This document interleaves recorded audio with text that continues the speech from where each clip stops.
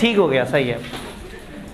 Competitive forces, chapter 7 is all about external analysis. आपने देखना आप कहाँ खड़े हैं, आपके इर्द गिर्द दुनिया में क्या हो रहा है। ये बड़ा प्यारा पेपर बन सकता था अगर जालिम फाइनेंस बीच में ना डालते। आई स्ट्रांगली बिलीव कि पूरे कैफ में एक पेपर कम से कम प्योर बिजनेस के ऊपर होना चाहिए कि बिज़नेस क्या होता है, बिज़नेस अपने आप को कैसे देखता है, बिज़नेस अपना इंटरनल एनालिसिस कैसे करता है, एक्सटर्नल एनालिसिस, अपनी स्ट्रेटजीज़ कैसे बनाता है, प्राइसिंग कैसे सेट करता है, मार्केटिंग कैसे करता है, कौन से बिज़नेस को चूज़ करना चाहिए, वो चीज़ें किस तरह से देखता है। वी स्ट्रांगली बिलीव कि ये चीज़ें हमारे सिलेबस में होनी चाहिए थी, लेकिन आई के अपने फाइनेंस की मोहब्बत में भी, क्योंकि आगे BFD से पहले फाइनेंस का भी कोई पेपर नहीं है, रादर देन वो 2 पेपर बनाते बच्चों को ये फील देने के लिए कि नंबर ऑफ़ पेपर्स कम हुए हैं, उन्होंने एक पेपर में सब मर्ज कर दिया। तो अब हमारे पास जितना है हम उसी में समझने की कोशिश करेंगे। हमारा चैप्टर हमें 2 एनालिसिस बताता है, एक्सटर्नल एनालिसिस और internal analysis. Internal analysis chapter 8 में, एक्सटर्नल एनालिसिस के 2 हिस्से थे, कल हमने बात की थी। कंपटीशन से रिलेटेड अगर आप बात करेंगे तो चैप्टर 7 डील करेगा, और अगर आप इर्द गिर्द के पॉलिटिकल, इकोनॉमिक और सोशल इन चीज़ों की बातें करेंगे तो वो पेस्टल है चैप्टर 1 से लेके 5 तक। कंपटीशन में अब आपने देखना आप कहाँ खड़े हैं, आप कौन सी इंडस्ट्री में, आप कौन सी मार्केट में। मार्केट किसे कहते हैं? जहाँ बायर्स मौजूद होते हैं, जहाँ कुछ बाइंग होती है, कुछ सेलिंग होती है, एक प्रोडक्ट होती है। तो जब भी कोई प्रोडक्ट कहीं मौजूद है, प्रोडक्ट या सर्विस, और कुछ बायर्स और कुछ सेलर्स मौजूद है, तो उसको हम कह देते हैं मार्केट। जैसे स्टॉक एक्सचेंज एक मार्केट है, जैसे बरकत मार्केट एक मार्केट है कि वहाँ पे लोग जाएंगे, चीज़ें खरीदो फरोख्त के लिए होंगी। बच्चे तो कह देते हैं CA की कॉलेजेस की मार्केट, एक जगह पे जहाँ पे बहुत सारे कॉलेजेस मिलते जुलते तरीके से सर्विसेज देने की कोशिश कर रहे हैं, तो वो CA के कॉलेजेस की मार्केट बन जाती है।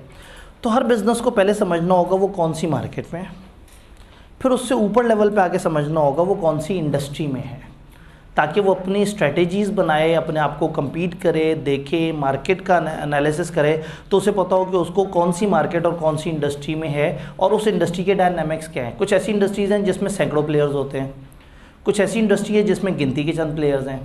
फॉर एग्ज़ाम्पल पाकिस्तान में रेल की जो सर्विस है, ये एक ऐसी इंडस्ट्री है जिसमें एक ही बड़ा प्लेयर है और बाकी कुछ बेचारे प्राइवेट थोड़ी थोड़ी कोशिश कर रहे हैं, बट उनको प्रॉपर जगह नहीं मिल रही।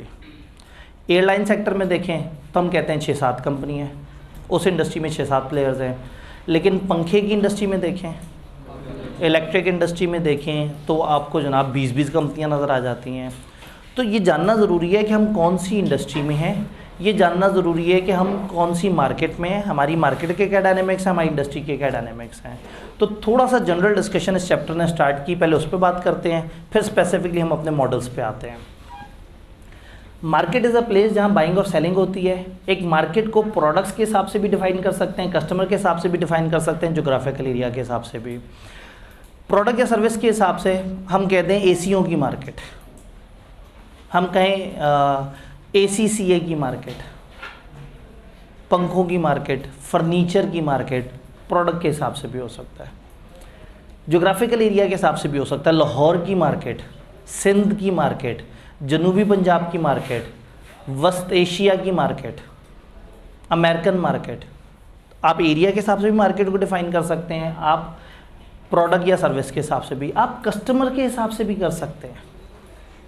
जैसे वापडा वाले कहें घरेलू सार्फिन की मार्केट, कमर्शियल सार्फिन की मार्केट, आप कस्टमर्स की कैटेगरी के हिसाब से भी वो कर सकते हैं। हम CA में कह देते हैं नए आने वाले बच्चों की मार्केट और पहले से मौजूद बच्चों की मार्केट।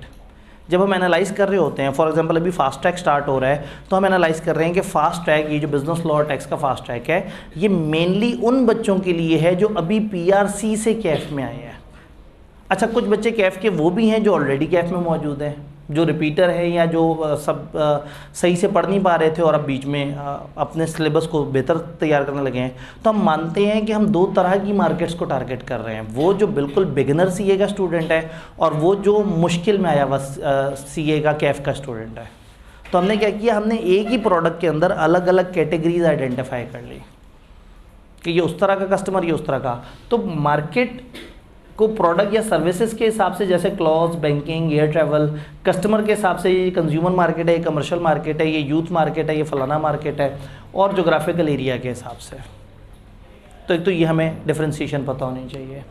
देन हम कहते हैं कि इंडस्ट्री का मतलब है वो सारे सप्लायर जो मिलके एक जैसा मिलता जुलता काम कर रहे हैं। जैसे अगर हम बात करें एरोस्पेस इंडस्ट्री, तो वो सारे बिजनेसेस जो एरोस्पेस के अंदर है। ऑटोमोबाइल इंडस्ट्री की बात करें तो वो तमाम कंपनियां जो गाड़ी से रिलेटेड अलग अलग मार्केट्स में डील कर रहे हैं। कुछ गाड़ी की बाइंग एंड सेलिंग में डील कर रहे हैं, नई गाड़ी में, कुछ पुरानी गाड़ी में डील कर रहे हैं, कुछ स्पेयर पार्ट्स में डील कर रहे हैं। तो ओवरऑल उन सारी मार्केट्स को इकट्ठा करें तो बड़ा सेगमेंट क्या बनेगा? इंडस्ट्री। तो वो बन जाएगी ऑटोमोबाइल इंडस्ट्री। इसी तरह से कंस्ट्रक्शन इंडस्ट्री, जो ग्रे स्ट्रक्चर बनाने वाले हैं वो और लोग हैं, फिनिशिंग करने वाले लोग और हैं, फिर जो बेसिक बेस कंस्ट्रक्ट करने वाले या बहुत लॉन्ग टॉल स्टोरी बिल्डिंग्स बनाने वाले वो भी और लोग हैं। ये अलग अलग मार्केट्स हैं, लेकिन कलेक्टिवली इन सबको क्या कहेंगे? इंडस्ट्री। सीए के बच्चों को पढ़ाने वाली मार्केट, एसीसीए के बच्चों को पढ़ाने वाली मार्केट, पिफा को पढ़ाने वाले, तो इंडस्ट्री क्या होगी? प्रोफेशनल कोर्सेज की एजुकेशन। तो ओवरऑल होगी एजुकेशन ऑफ प्रोफेशनल कोर्सेज। तो हमें ये समझना है कि हम कौन सी इंडस्ट्री में, एक इंडस्ट्री के अलग अलग सेगमेंट्स हो सकते हैं। फॉर एग्जाम्पल एजुकेशन इंडस्ट्री है, उस इंडस्ट्री में एफएससी पढ़ाने वाला अलग सेक्टर है, क्वालिफिकेशन प्रोफेशनल क्वालिफिकेशन वाले अलग हैं, सीएसएस टाइप के अलग हैं।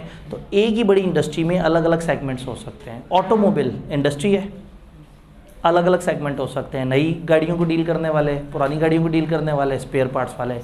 बैंकिंग एक इंडस्ट्री है, उसमें सेगमेंट हो सकते हैं, commercial banking, consumer banking, deposits वगैरह से रिलेटेड, इंश्योरेंस वगैरह से रिलेटेड। तो बैंक की भी कई तरह की प्रोडक्ट्स हैं। तो हमें समझना है कि हर इंडस्ट्री में अलग अलग सेगमेंट्स होते हैं और मैनेजमेंट नीड टू रिकॉग्नाइज कि आप कौन सी इंडस्ट्री और कौन से सेगमेंट में है, ताकि आप जब अपने आप को मार्केट से कंपेयर करें तो आप अपने उस रेलिवेंट सेगमेंट और अपने उस रेलिवेंट सेक्टर को पहचान सकें कि आप कहाँ हैं और किस तरह से काम कर रहे हैं। डन। पोर्टर ने इंडस्ट्रीज़ की कुछ टाइप्स बताने की कोशिश की है। इंडस्ट्रीज़ को तो कई तरीके से कैटेगराइज किया जा सकता है, लेकिन चंद वर्ड्स बताए हैं जस्ट समझने के लिए। फॉर एग्जांपल कुछ होती हैं फ्रेगमेंटेड इंडस्ट्रीज़। फ्रेगमेंट्स कहते हैं छोटे टुकड़ों को। फ्रेगमेंटेड इंडस्ट्री का मतलब ऐसी इंडस्ट्री जो बहुत छोटे छोटे छोटे छोटे टुकड़ों में डिवाइड हुई हुई है। फॉर एग्जांपल मोची, तकरीबन हर मोहल्ले के किनारे पे कहीं ना कहीं हर मोहल्ले के पास मार्केट में आपको एक या दो मोची मिलेंगे। तो अगर एक बंदे ने मोची का बिज़नेस करना है, कॉबलर का बिज़नेस करना है, तो उसने ये नहीं देखना कि मेरी इंडस्ट्री कैसी है, क्योंकि उसकी इंडस्ट्री प्रॉपर डिफाइंड इंडस्ट्री नहीं है। इतने छोटे छोटे टुकड़ों में टूटी हुई है कि आप अपने आप को पूरी इंडस्ट्री से उस तरह से कंपेयर ही नहीं कर सकते। लेकिन किसी ने एयरलाइन कंपनी शुरू करनी है तो उसके लिए इंडस्ट्री बड़ी क्लियर है कि हाँ भाई ये 6-7 प्लेयर्स हैं, ये इस तरह से करते हैं, ये इस तरह से सोचते हैं, मैंने भी ऐसे ही करना है और मैंने भी ऐसे सोचना है। तो फ्रेगमेंटेड इंडस्ट्री जिसमें छोटे छोटे से बिजनेस हैं, एग्जांपल दिए ड्राई क्लीनिंग की सर्विसेज, हेयर ड्रेसिंग की सर्विसेज, शू रिपेयर की सर्विसेज, ये सारे इस तरह के बिजनेसेस हैं जो छोटी छोटी सी दुकानें बना के बैठे हैं। आप इसको प्रॉपर इंडस्ट्री नहीं कह सकते। जैसे ये किराने की दुकान, तो आप इसको प्रॉपर इंडस्ट्री कह नहीं पाते, लेकिन बहरहाल ये एक इंडस्ट्री है जो रिटेल में चीज़ें प्रोवाइड कर रही है। तो ऐसी इंडस्ट्री जिसकी उस तरह से शक्ल नहीं है और जो छोटे छोटे टुकड़ों में तकरीबन पूरे मुल्क में डिवाइड हुई हुई हो, उसको हम कह देते हैं फ्रेगमेंटेड इंडस्ट्रीज़। फिर इंडस्ट्री की लाइफ के हिसाब से कुछ होती हैं इमर्जिंग इंडस्ट्रीज़, ऐसी इंडस्ट्रीज़ जो अभी नई आई हैं और अब तेज़ी से ग्रो कर रही हैं। आज से 4-5 साल पहले इन्वर्टर्स, ये जो एसी इन्वर्टर्स है, ये इमर्जिंग इंडस्ट्री थी। लोग इस तरफ काम नहीं कर रहे थे और अब बड़ी तेज़ी से इन्वर्टर्स पे काम हो रहा है और धड़ाधड़ लोग जो है वो इसको ख़रीदे जा रहे हैं। तो ये इमर्जिंग इंडस्ट्री का क्या मतलब है? उभरने वाली इंडस्ट्री जो अभी आहिस्ता आहिस्ता आगे आ रही है। जैसे दुनिया के लिए स्पेस ट्रैवल इंडस्ट्री, अफ्रीका के लिए टेलीकम्युनिकेशन इंडस्ट्री इमर्जिंग इंडस्ट्री है। कुछ मुल्कों में एसीसी है, इमर्जिंग है। कुछ मुल्कों में एसीसी ख़त्म हो चुका हुआ है।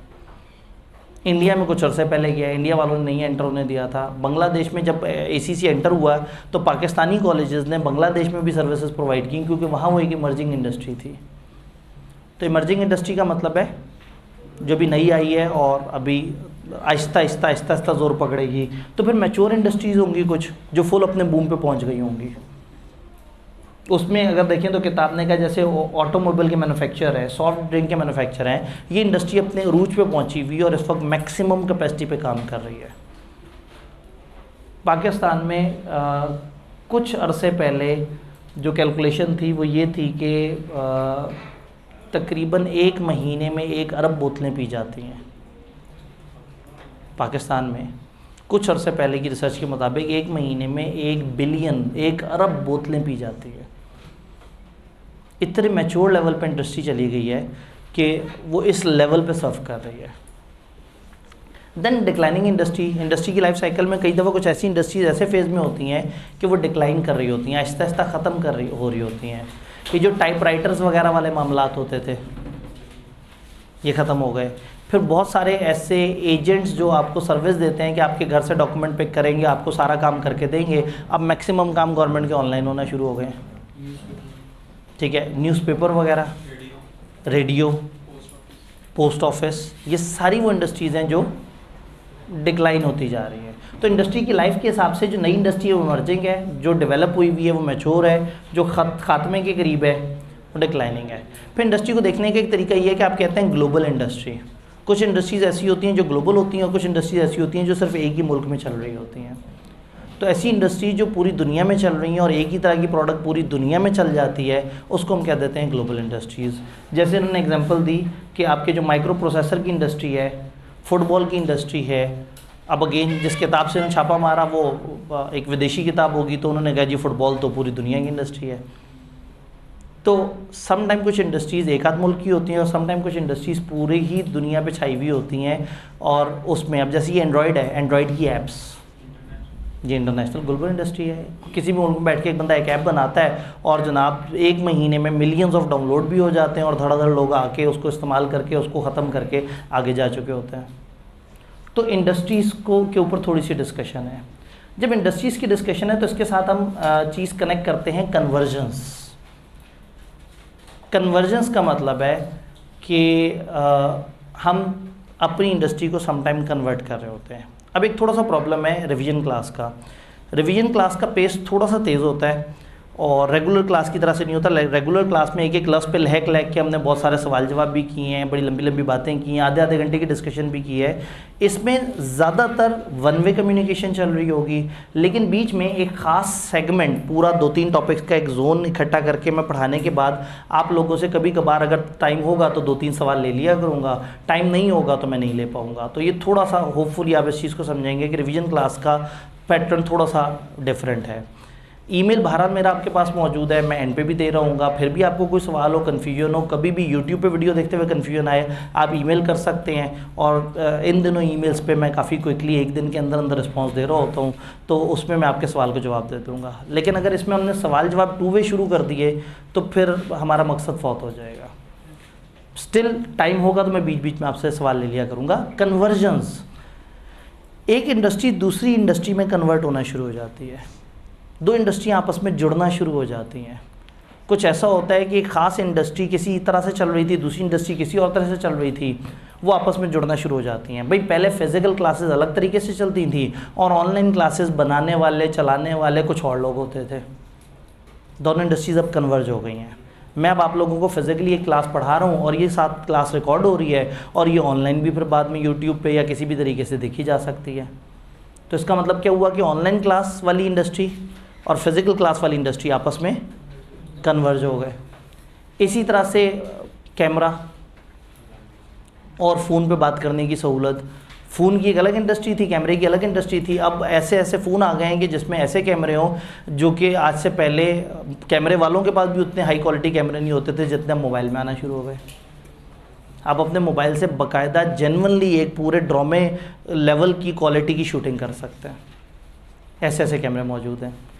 तो मोबाइल और कैमरा आपस में कन्वर्ज हो गए। बैंक वाले बैंकिंग का काम करते थे, इंश्योरेंस वाले इंश्योरेंस का काम करते थे। बैंक वालों ने इंश्योरेंस के साथ जोड़ लिया, गाड़ियों की जो फाइनेंसिंग दी उसमें इंश्योरेंस दे दी। अक्सर बैंक कहते हैं इतने लिमिट से ऊपर अगर आपके पैसे पड़े हुए हैं आपको इतनी इंश्योरेंस हम फ्री देंगे। वो आपस में कन्वर्ज होना शुरू हो गई। मोबाइल वाली इंडस्ट्री इंटरनेट वालों के साथ मिल गई। अब मोबाइल भी है और साथ में कंप्यूटर भी है। तो स्मार्ट जो फ़ोन्स हैं वो बेसिकली एक ऐसा मोबाइल फ़ोन है which has the capability of computer. वो कंप्यूटर भी है, वो दोनों आपस में मर्ज हो गए। तो कन्वर्जेंस में क्या होता है कि दो इंडस्ट्रीज़ आपस में एक दूसरे से मर्ज हो जाती हैं। वो दो इंडस्ट्रीज़ जो या मिलती जुलती हैं या यूज़र्स को ये समझा दिया जाता है कि ये एक दूसरे के साथ चल सकती हैं।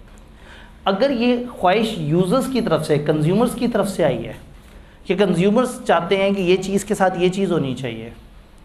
फॉर एग्जांपल हमने जब यहाँ पे फिज़िकल क्लासेस वगैरह दी तो बच्चों ने, मतलब मैंने अभी इस क्लास का कहा कि भाई हम लोग फिज़िकली एक वो कर रहे हैं, एक रिवीजन क्लास कर रहे हैं, तो इंटरनेट पे अगले 18 मैसेज ये थे कि सर ये ऑनलाइन अवेलेबल क्यों नहीं करा रहे, ये ऑनलाइन भी होनी चाहिए।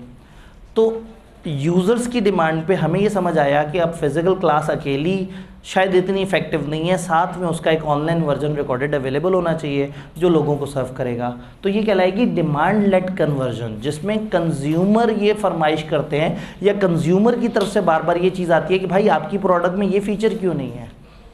तो सम टाइम बिजनेस कंज्यूमर की ख्वाहिश पे अपने आप को कन्वर्ज करते हैं, और सम टाइम बिजनेस को लगता है कि ये चीज़ इस चीज़ के साथ मिलके आनी चाहिए, तो वो सप्लाई लेड कन्वर्जन बन जाती है, where supplier see a link between different things, और वो कहते हैं कि इनको जोड़ दें। आई एम वेरी श्योर कि मोबाइल के किसी यूज़र ने नहीं सोचा होगा कि इसमें कैमरा होना चाहिए। ये मोबाइल वालों ने सोचा होगा कि हम अपनी कंपनी दूसरी कंपनी से बेहतर दिखाने के लिए इसमें कैमरा दे देते हैं, और जब एक ने कैमरा दिया तो सारे के सारे फंस गए होंगे बेचारे, सबको कैमरा देना पड़ गया होगा। तो सप्लाई लेड कन्वर्जन ये है जिसमें सप्लायर को ऐसा लगता है, बैंक से किसी ने नहीं कहा था कि आप इंश्योरेंस दो जिन्होंने बैंक अकाउंट खोला हुआ उसको, लेकिन ज़्यादा बैंक अकाउंट्स हासिल करने के लालच में वो डिस्काउंट देते चले गए, बेनिफिट देते चले गए, इंश्योरेंस दे दी, कुछ और फीचर्स दे दिए। तो वो शुरू में थी सप्लाई लेड कन्वर्जन, लेकिन अब कंज्यूमर जाके एक बैंक में जाके कहेगा जी अकाउंट खुलवा रहा हूँ इंश्योरेंस, वो कहेंगे जी हमारा बैंक तो नहीं देता, तो कहेंगे फिर मैं आपके बैंक में क्यों अकाउंट खुलवाऊँ। तो बैंक वाले ऊपर वालों को बताएंगे कि भाई कस्टमर आके अकाउंट नहीं खुलवा रहा, वो कहते हैं मुझे इस पे इंश्योरेंस दोगे तो मैं अकाउंट खुलवाऊँगा। तो कुछ सप्लाई लेड कन्वर्जन होती है, कुछ डिमांड लेड कन्वर्जन होती है। सप्लाई लेड कन्वर्जन, बच्चे आ रहे थे, बच्चे पढ़ रहे थे, बच्चों की कोई ख्वाहिश नहीं थी, हमने बच्चों को स्टडी मटेरियल देना शुरू कर दिया। हमें लगा कि क्लास के बच्चों को अगर साथ में स्टडी मटेरियल दे दे तो वो आधे सेशन तक जो ये सोच रहे होते हैं कि मैं किताब ख़रीदूँ या ना ख़रीदूँ, अच्छा सॉफ्ट से कर लूँगा, अच्छा क्लास को मैं खुद ही डेली नोट कर लिया करूँगा, वो सोचता ऐसा ज़रूर है, लेकिन 2-2.5 महीने बाद उसे एहसास होता है कि बेहतर था मैं किताब ही ले लेता। तो बजाय इसके कि हमारा बच्चा बेचारा इस वजह से परेशान होता रहे कि मैं ये किताब ख़रीदूँ ना ख़रीदूँ, तो हमने ये सोचा कि हम क्लासेस के साथ उसको किताब दे दें। तो जो हमारे रेगुलर क्लासेस हैं उसमें हम लोगों ने साथ में किताबें दी। तो ये हमारी तरफ से क्या था, सप्लाई लेड कन्वर्जन। एक किताबों की अलग प्रोडक्ट थी जो अलग से बिकती थी, और क्लासेस अलग चीज़ थी जो अलग से बिकती थी। सप्लायर से या लिंक, सप्लायर ने सोचा कि हमें इन दोनों को जोड़ देना चाहिए। बट ऐसा हो सकता है कि 2-3 साल बाद जो है वो आप लोगों में शऊर आगही आ जाए, आप जज्बाती हो जाए, और आप तमाम कॉलेजेस को जाके कहना शुरू कर दें कि जी वो कॉलेज तो दे रहा है क्लासेस के साथ किताबें, आप लोग क्यों नहीं दे रहे। तो फिर क्या होगा, अगर मजबूरन देनी पड़ेगी तो वो उनके लिए डिमांड लेड कन्वर्जन बन जाएगी, और हमारे हिसाब से वो, तो ये बात समझ आई कि कन्वर्जन सप्लाई साइड पे भी हो सकती है, डिमांड साइड पे भी। जब इंडस्ट्रीज़ को देख ही रहे हैं, और जब आपने देखना है कि मैं कहाँ हूँ और इंडस्ट्रीज़ कहाँ पे हैं, तो फिर फाइनली आपने देखना है कि मार्केट कैसे बिहेव कर रही है और आपको कैसे बिहेव करना है। इसके लिए फिर एक फिनोमेना आता है। अभी मैं कुछ मॉडल्स को स्किप करते हुए थोड़ा सा आगे जा रहा हूँ।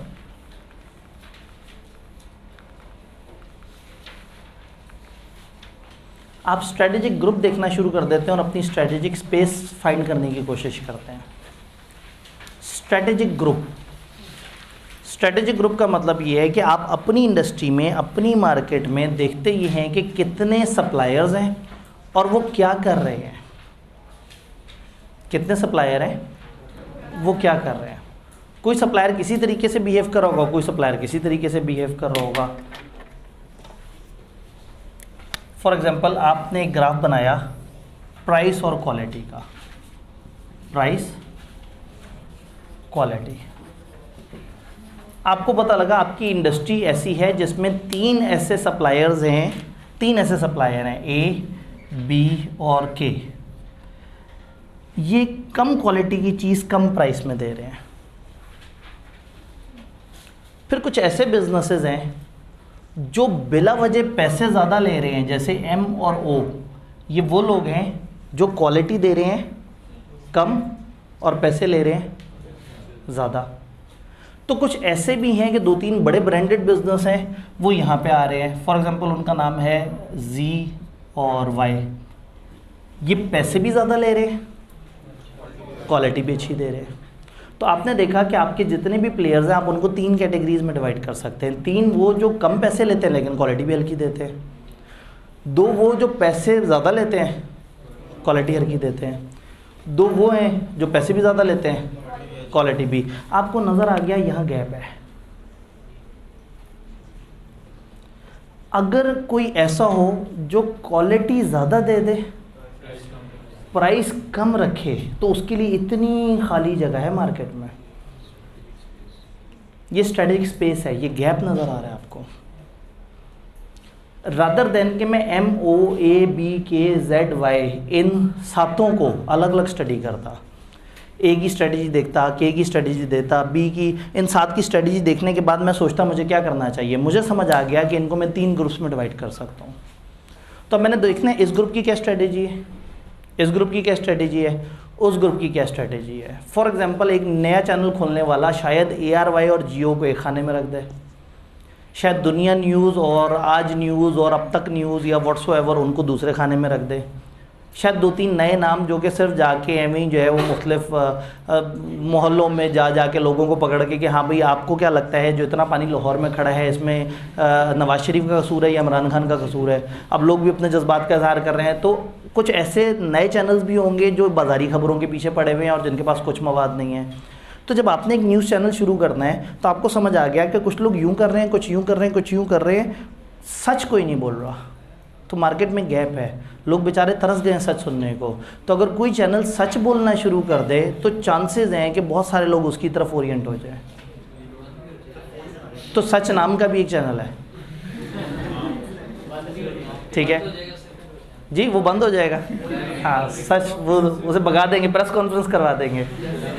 अच्छा जी ठीक, तो पॉइंट समझ आया कि आप स्ट्रेटेजिक ग्रुप्स बनाते हैं। स्ट्रेटेजिक ग्रुप का क्या मतलब हुआ फिर? स्ट्रेटेजिक ग्रुप का मतलब ये हुआ कि वो नंबर ऑफ एंटिटीज़ जो एक इंडस्ट्री में मिलती जुलती स्ट्रेटेजीज़ के साथ चल रहे होते हैं, तमाम एंटिटीज़ उस ग्रुप को हम उनको कलेक्टिवली एक सिंगल कंपेटिटर काउंट कर सकते हैं। तो मैंने 7 लोगों को नहीं सोचना, मैंने 3 लोगों को सोचना है। वो क्या कर रहा है, वो क्या कर रहा है, वो क्या कर रहा है। Instead of analysing each competitor individually आप इनको ग्रुप्स में एनालाइज कर सकते हैं। जब कम कंपेटिटर्स होंगे तो स्ट्रेटेजिक ग्रुप का फ़ायदा नहीं है। पता लगा आपके 2 कंपेटिटर हैं और आप बैठे सोच रहे हैं, आब्दी साहब ने कहा था स्ट्रेटेजिक ग्रुप बनाने हैं, अब समझ नहीं आ रहा कि इन 2 के मैं ग्रुप्स कैसे बनाऊं। भाई जब हैं ही 2 तो उन 2 को एनालाइज कर लें। अगर कंपेटिटर 17 हैं, अब जैसे न्यूज़ चैनल के केस में 20 से ऊपर न्यूज़ चैनल है, तो आप बजाय इसके कि 20 को स्टडी करें, आप उनकी मिलती जुलती प्रॉपर्टीज़ पे उनकी ग्रुपिंग कर दें और उस पूरे ग्रुप को समझ लें कि वो पूरा ग्रुप क्या कर रहा है। तो आपने देखा कि मार्केट में 3 ऐसे लोग हैं, 3 ऐसे इंस्टीट्यूट हैं जो कम पैसे लेते हैं लेकिन क्वालिटी भी हल्की देते हैं।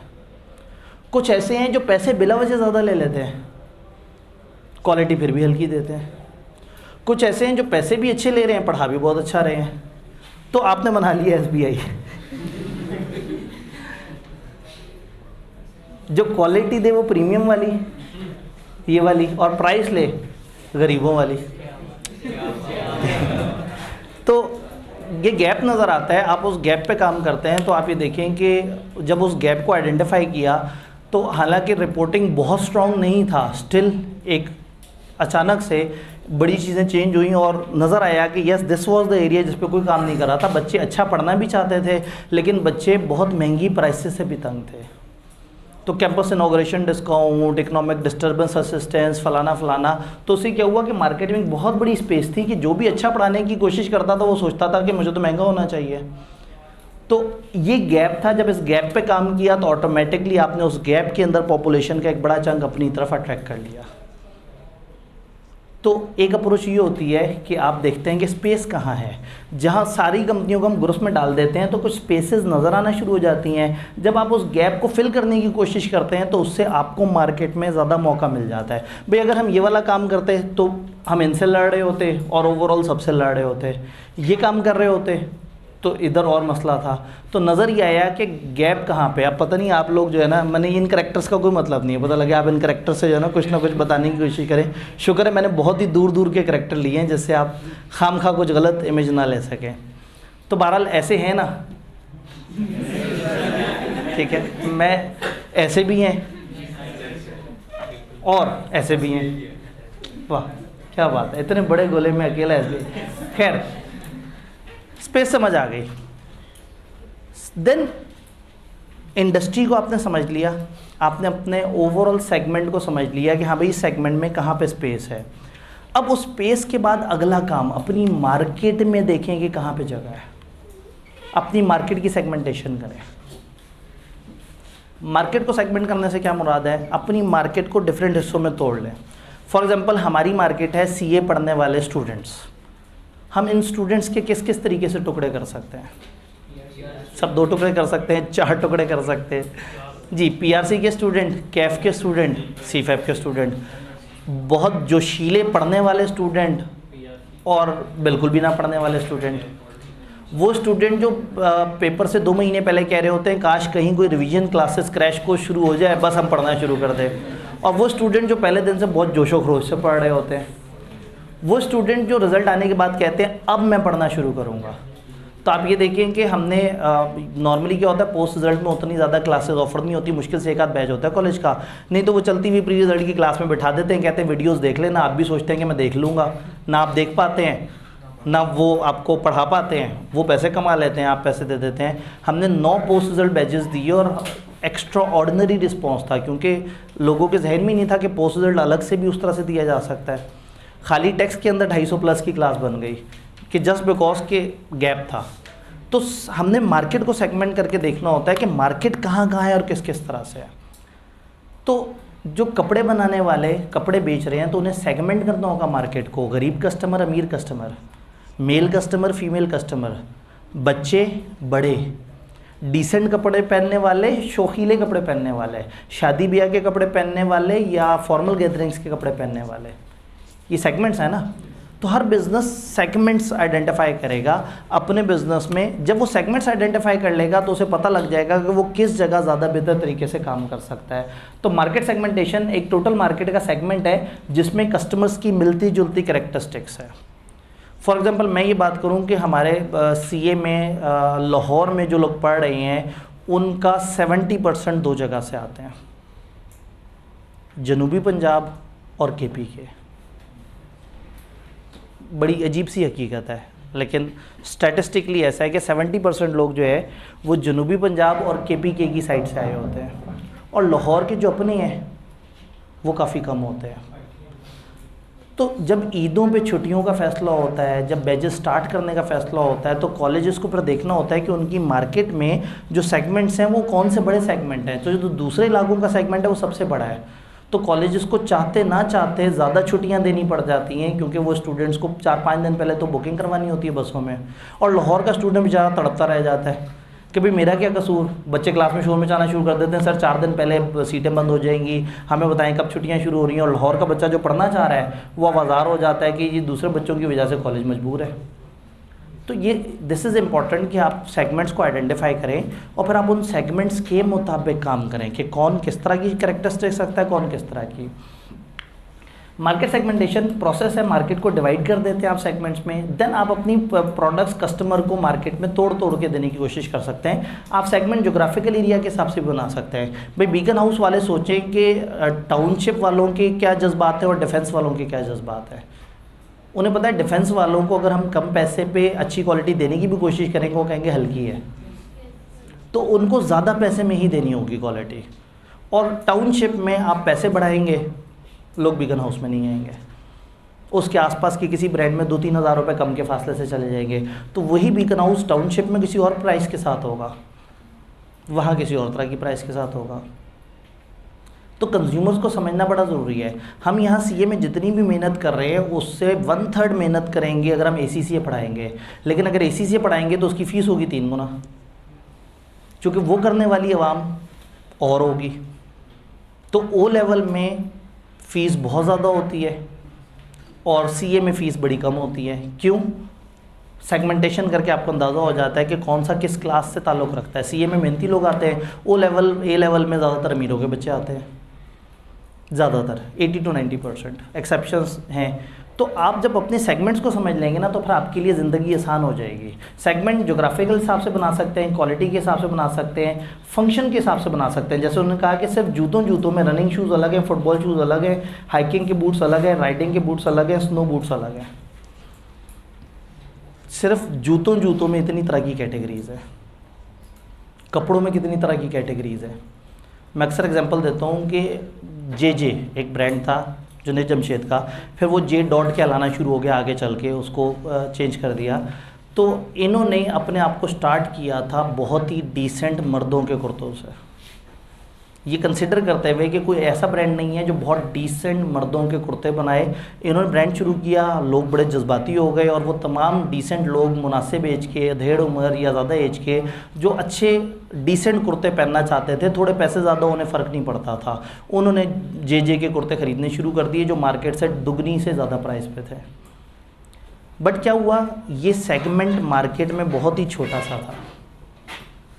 वो एक दफ़ा तो उनके पास सेगमेंट आ गया, शुरू में तो अच्छे चल पड़े, फिर उनके बाद उन्हें नज़र आया कि उनके आसपास के हल्के थके हुए से ब्रांड उनसे 15-15 गुना सेल्स कर रहे थे, क्योंकि वो औरतों के कपड़े बेच रहे थे, बच्चों के कपड़े बेच रहे थे, वो शादी ब्याह के कपड़े बेच रहे थे।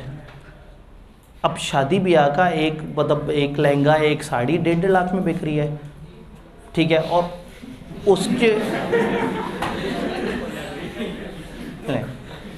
एक भाई ताज़ा परचेजिंग से गुजरे हैं, तो वो जो है ना बहुत ज़्यादा उदासी में उनका जो है शायद कोई कमेंट आया। तो इनको समझ आ गया कि भाई हमारा जो कंज्यूमर है वो एक मेल है और वो भाव तो बहुत ज़्यादा करता है, उसको कपड़े की इतनी पहचान भी नहीं है। भाई ख़वातीन को बताया जा सकता है कि भाई ये सूट 7 का क्यों, ये 10 का क्यों, वो कहते हैं इसमें उस तरह का शेफून है, वो कहेंगे अच्छा उस तरह का शेफून, हाँ ठीक है। मर्द को जो मर्जी बता देंगे कि धागा ही है ना, एंज करके एंज पाता होना है। तो मर्द बार्गेन भी बहुत करता था और उस कैटेगरी में मर्द था भी बड़ा कम, और आहिस्ता आहिस्ता मर्दों ने भी खट्टे रंग पहनने शुरू कर दिए थे, ऑरेंज कलर के कुर्ते, पिंक कलर के कुर्ते, फिरोज़ी कलर के कुर्ते। तो उन्हें समझ आया कि मार्केट सेगमेंटेशन करके अंदाज़ा हुआ कि हम मार्केट की एक बहुत बड़ी पॉपुलेशन लूज़ कर रहे हैं, क्योंकि हम बच्चों के कपड़े नहीं दे रहे, हम ख़वातीन के कपड़े नहीं दे रहे। उन्होंने फिर ख़वातीन और बच्चों के कपड़े भी आहिस्ता आहिस्ता करके इंट्रोड्यूस कराए, फिर परफ्यूम्स वगैरह ले आए, कुछ और चीज़ें। आज जे डॉट की किसी भी आउटलेट पे किनारे पे कहीं शर्मिंदा से कुछ 5-6 हैंगर्स पे मर्दों के कपड़े टंगे हुए होते हैं और बाकी तूफ़ान मचा हुआ होता है ख़वातीन और बच्चों के कपड़ों से। अगेन दिस इज़ सेगमेंटेशन, कि आप देखते हैं कि आपका कंज्यूमर किस किस तरह का है, किस एज ग्रुप का है, किस सोशल क्लास का है, किस एरिया का, आप उसके मुताबिक भी काम करते हैं। तो जिस तरह से आपने स्ट्रेटेजिक स्पेस वहाँ निकाला था ना, उसी तरह से स्ट्रेटेजिक स्पेस आप सेगमेंटेशन में भी निकाल सकते हैं। कि आप कह सकते हैं कि हमारी सेल्स यंग और सिंगल्स को इतनी है, यंग एंड मैरिड को इतनी है, मैरिड यंग चिल्ड्रन को इतनी है, फलाना को इतनी। मैरिड चिल्ड्रन लेफ्ट होम, इनके ऊपर कोई काम नहीं कर रहा, रिटायर्ड पे काम कर रहे हैं, फलाना। जो घर बनाने वाले थे उन्होंने देखा कि पुराने ज़माने में क्या होता था, कंबाइंड फैमिली सिस्टम होते थे, बड़े बड़े घर, और फिर क्या होता था कि अगर छोटे घर भी होते थे तो कम से कम 10 मरले के होते थे। फिर लाहौर जैसे शहर में एक बहुत बड़ी पॉपुलेशन है दूसरे शहर से आए हुए उस बंदे की जो मेहनत कर रहा है, आहिस्ता आहिस्ता यहाँ पे नौकरी उसकी चल पड़ती है, फिर वो शादी करता है और सिर्फ वो और उसकी मिसेज़ लाहौर में रहते हैं, बाकी सारे घर वाले होते हैं आबाई शहर में। तो ऐसे लोगों को लाहौर में 10 मरले का घर नहीं चाहिए, इनको 5 मरले का घर भी नहीं चाहिए, इनको चाहिए फ्लैट्स 1-2 कमरों के। इनको चाहिए एक रूम हो, एक साथ सेटिंग एरिया और साथ किचन सा बना हुआ हो जिसका किराया कम हो। तो जब कॉन्ट्रैक्टर्स ने, मार्केटर्स ने इस चीज़ को देखा कि मार्केट में ये सेगमेंट खाली है जिस पे कोई काम नहीं कर रहा, मैरिड लेकिन अपने घरों में ना रहने वाले लोग, तो इन लोगों के लिए छोटे छोटे अपार्टमेंट्स, छोटे छोटे फ्लैट्स, तो अचानक से बहुत ज़्यादा फ्लैट्स बनने शुरू हो गए, अपार्टमेंट्स बनना शुरू हो गए। सरप्राइजिंगली उनकी सेल सबसे ज़्यादा तेज़ थी, क्योंकि देयर वॉज अ गैप। तो जिस तरह से इंडस्ट्री में भी गैप होता है ना, उस तरह से मार्केट में भी गैप होता है। तो मार्केट की सेगमेंटेशन करके आप उस गैप को आइडेंटिफाई करते हैं। मार्केट की सेगमेंटेशन के फ़ायदे क्या हैं, अगेन किताब में, आईकेप की किताब में नहीं दिए हुए, मैंने ऑन सेफर साइड एक ट्यूटर नोट डाला हुआ है किताब में। किताब में अगर कहीं ये चीज़ लिखी नज़र आए ना, ट्यूटर नोट, जो सॉफ्ट में आप लोगों से लिंक पे शेयर हो रही होगी, तो उसमें क्या होता है कि टीचर इजाफी कुछ डिटेल दे रहा है जो कि आईकेप की किताब में नहीं लिखी हुई। तो सेगमेंटेशन के फ़ायदे अगर आईकेप आपसे लॉजिकली पूछे और ये एक्सपेक्ट करे कि आपको पता होगा, तो बेहतर है कि आप एक दफ़ा इस लिस्ट को पढ़ लें। सेगमेंटेशन से क्या होगा, आप कस्टमर नीड ज़्यादा बेहतर मैच करेंगे, आपका प्रॉफिट ज़्यादा बढ़ जाएगा, क्योंकि किसी सेगमेंट पे कुछ होगा, किसी सेगमेंट पे कुछ और तरीके से। जो सीए में नया बच्चा आ रहा है उसे तो नहीं पता कि होना क्या है। यूनिवर्सिटी की फ़ीसें 4-5 लाख रुपए, उसे आप कहेंगे 1.5 लाख में पहला लेवल, वो कहेगा 1.5 लाख बस, वो एडमिशन करा देगा। जब कैफ में आएगा तो वो एक एक पेपर की एक एक इंस्टॉलमेंट पे लड़ रहा होगा। तो वही मार्केट में जो बिगिनर स्टूडेंट है उसको मुंह फाड़ के 1.5 लाख फीस बोल दो, मसला ही कोई नहीं। और 10,000 रजिस्ट्रेशन भी ले लो तो दे देगा। मैं पिछले दिनों यहाँ एक बच्चे के एडमिशन में मैं हैरान हुआ, मैंने कहा ये इसको नहीं पता था हम कैसे लोग हैं, ये इतने ज़्यादा पैसे कैसे दे गया है। मतलब सबको पता है कि इधर आके तो हमने बहुत ज़्यादा भाव करना है, बहुत ज़्यादा एप्लीकेशन देनी है फलाना। अब वो कोई नया बच्चा था, मासूम सा बच्चा, पता नहीं वो अच्छे खासे पैसों में एडमिशन करा के बैठा था पीआरसी में। और मेरा दिल कर रहा था कि इस बच्चे को हम कहेंगे भाई आ जाओ, तुम्हें थोड़ा डिस्काउंट दे देते हैं, बहुत ज़्यादा ही तुम ज़्यादा ही जज्बाती हो गए, इतना नहीं देने होते पैसे। तो अगेन दिस इज़ सेगमेंटेशन। जब आप सेगमेंट करते हैं तो आपको पता लग जाता है कि हाँ पीआरसी इज़ द प्लेस जहाँ ज़्यादा पैसे रखे जा सकते हैं, कैफ इज़ द प्लेस जहाँ पे इस तरह की स्ट्रेटजीज़ होंगी, सीफैप इज़ द प्लेस जहाँ इस तरह की स्ट्रेटजीज़ होंगी।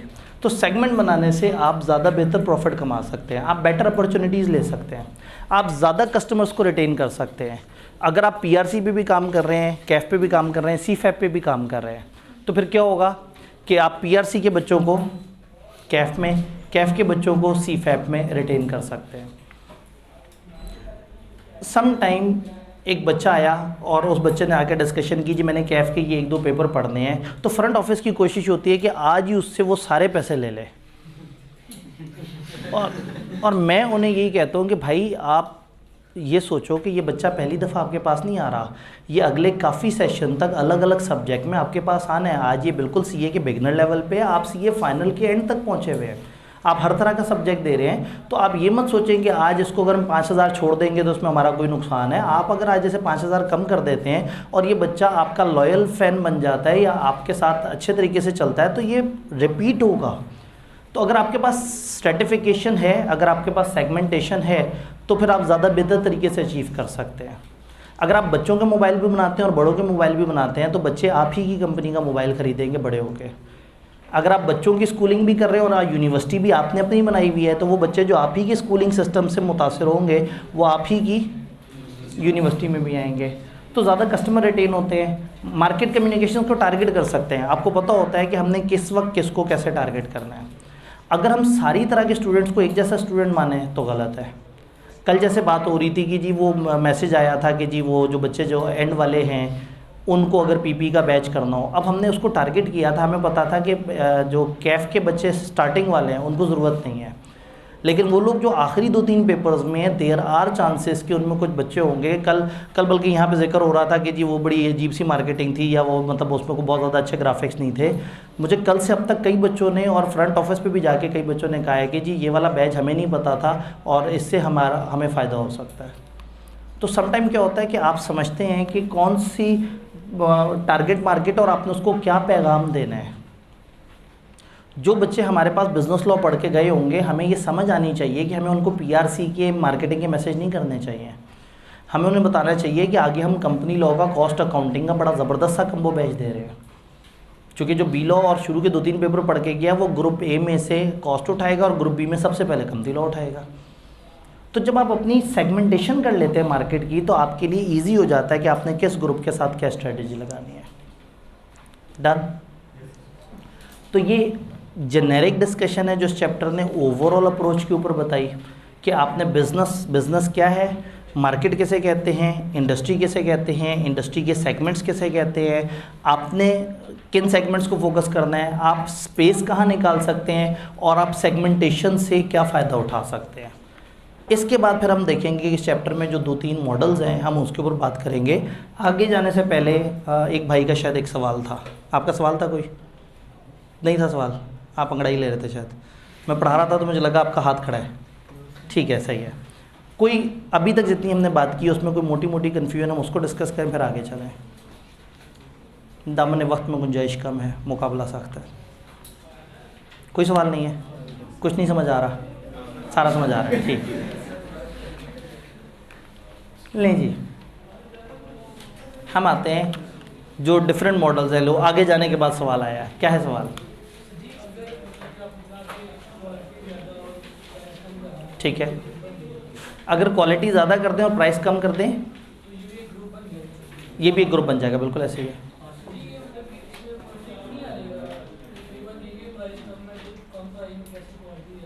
अब प्रॉब्लम यही होगा कि लोग हैरान होंगे कि कम प्राइस में अच्छी क्वालिटी कैसे दी जा सकती है। हर बिज़नेस की अपनी एक अप्रोच है। कुछ बिज़नेस लोगों को प्राइस ज़्यादा बता के ये रियलाइज़ कराते हैं कि हम अच्छे हैं। भाई ग्रुप में तो वो ग्रुप भी था जो ज़्यादा प्राइस में हल्की चीज़ दे रहे थे, जस्टिफाई वो भी कर लेते हैं। हर बिज़नेस की ना अपनी एक स्ट्रैटेजी है। वो अपने कुछ लोग ऐसे हैं जिनको आप जितना भी बता दें कि हम आपके साथ मुखलिस हैं, वो कहेंगे यार सस्ते पैसे ले रहे हैं, अच्छे नहीं होंगे। दूसरा ज़्यादा पैसे ले रहा है, उधर चले जाना चाहिए। लेकिन एक बहुत बड़ी तादाद वो होगी जो पैसे ज़्यादा दे नहीं पा रहे लेकिन वो अच्छी क्लासेस ढूंढ भी रहे हैं। तो आप सही कह रहे हैं, कन्फ्लिक्ट आएगा, कुछ लोगों को कन्फ्लिक्ट आएगा। अब यही तो हुस्न है मार्केट का कि मार्केट में हर तरह के लोग होते हैं। जो 100% लोग हैं ना, उनमें से हर बंदे का अपना एक मिजाज है। फॉर एग्जांपल, मैं हमेशा मानता हूँ कि FR1 should not be offered in fast track batch. FR1 एक मैच्योर पेपर है, वो फास्ट ट्रैक में 1.5 महीने में, 1.25 महीने में ऑफ़र नहीं होना चाहिए। आप बच्चे से पैसे ले सकते हैं लेकिन अल्टीमेटली बच्चा तंग हो जाएगा, FR2 भी डिस्टर्ब होगा, FR1 पास होने की प्रोबेबिलिटी भी कम होगी। मैं ये मानता हूँ कि बिज़नेस लॉ और टैक्स, इनमें से कोई एक पेपर होना चाहिए। हम जब भी फास्ट ट्रैक देते हैं हम इन 2 सब्जेक्ट्स में देते हैं। बट अगेन शायद मार्केट में 10-15% ऐसे बच्चे भी हैं जो चाहते हैं कि वो जब एक ही सब्जेक्ट पढ़ें तो क्यों ना वो FR1 पढ़ें, ताकि उनकी इतनी अच्छी अकाउंटिंग की बेस बन जाए। जब उन्होंने 1.25 महीना 1.5 महीना सिर्फ अकाउंटिंग की हो तो जब वो आगे जाएंगे तो उनकी अकाउंटिंग की बेस बड़ी अच्छी बनी हुई होगी। अब मैं उन 15% लोगों के ख्यालात तो नहीं बदल सकता, बट मैं 85% लोगों को सर्व कर सकता हूँ।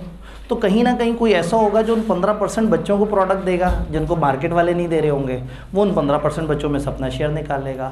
तो मार्केट डाइवर्स होती है, हर किसी का अपना थॉट पैटर्न होता है। कुछ लोग प्राइस के साथ क्वालिटी को रिलेट करते हैं, कुछ लोगों को जेन्युइन पैसे देने का मसला होता है, कुछ लोगों को पता होता है कि नहीं, प्राइस का ताल्लुक इस चीज़ से नहीं है कि क्वालिटी कैसी है, इस चीज़ से है कि इंसान कैसे है। समटाइम एक ही इंसान होता है, एक जगह होता है प्राइस डिफरेंट होती है, वही इंसान दूसरी जगह होता है प्राइस डिफरेंट होती है। इंसान वही होता है, सर्विस वही होती है, प्राइस में फ़र्क होता है। तो आपको समझ आ जाता है कि मसला इस इंसान या इसकी क्वालिटी का नहीं था, इदारे की स्ट्रेटेजी का था कि इदारा हाई प्राइस कर रहा था या इदारा लो प्राइस कर रहा था। तो कन्फ्लिक्ट आता है, लेकिन चूँकि डायनेमिक्स होते हैं मार्केट में, आपको फ़ायदा हो जाता है। जी, सेक्टर और सेगमेंट में क्या फ़र्क है? जब मार्केट को डिवाइड कर रहे हैं ना, चलें ऊपर से चलते हैं।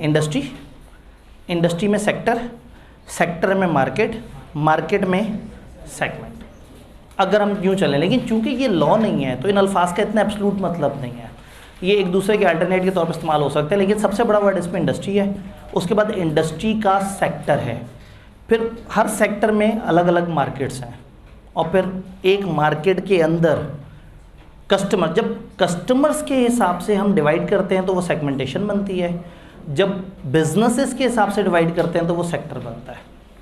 तो एक इंडस्ट्री को जब डिफरेंट तरह के बिजनेसेस के हिसाब से डिवाइड करें तो सेक्टर्स बन जाएंगे, और जब एक मार्केट को डिफरेंट टाइप के कंज्यूमर्स के हिसाब से डिवाइड करेंगे तो अगर आप देखें तो segmentation is division of market into consumers की कैटेगरी, एज के हिसाब से, लॉयल्टी के हिसाब से, पे करने की कैपेसिटी के हिसाब से, इस तरह से।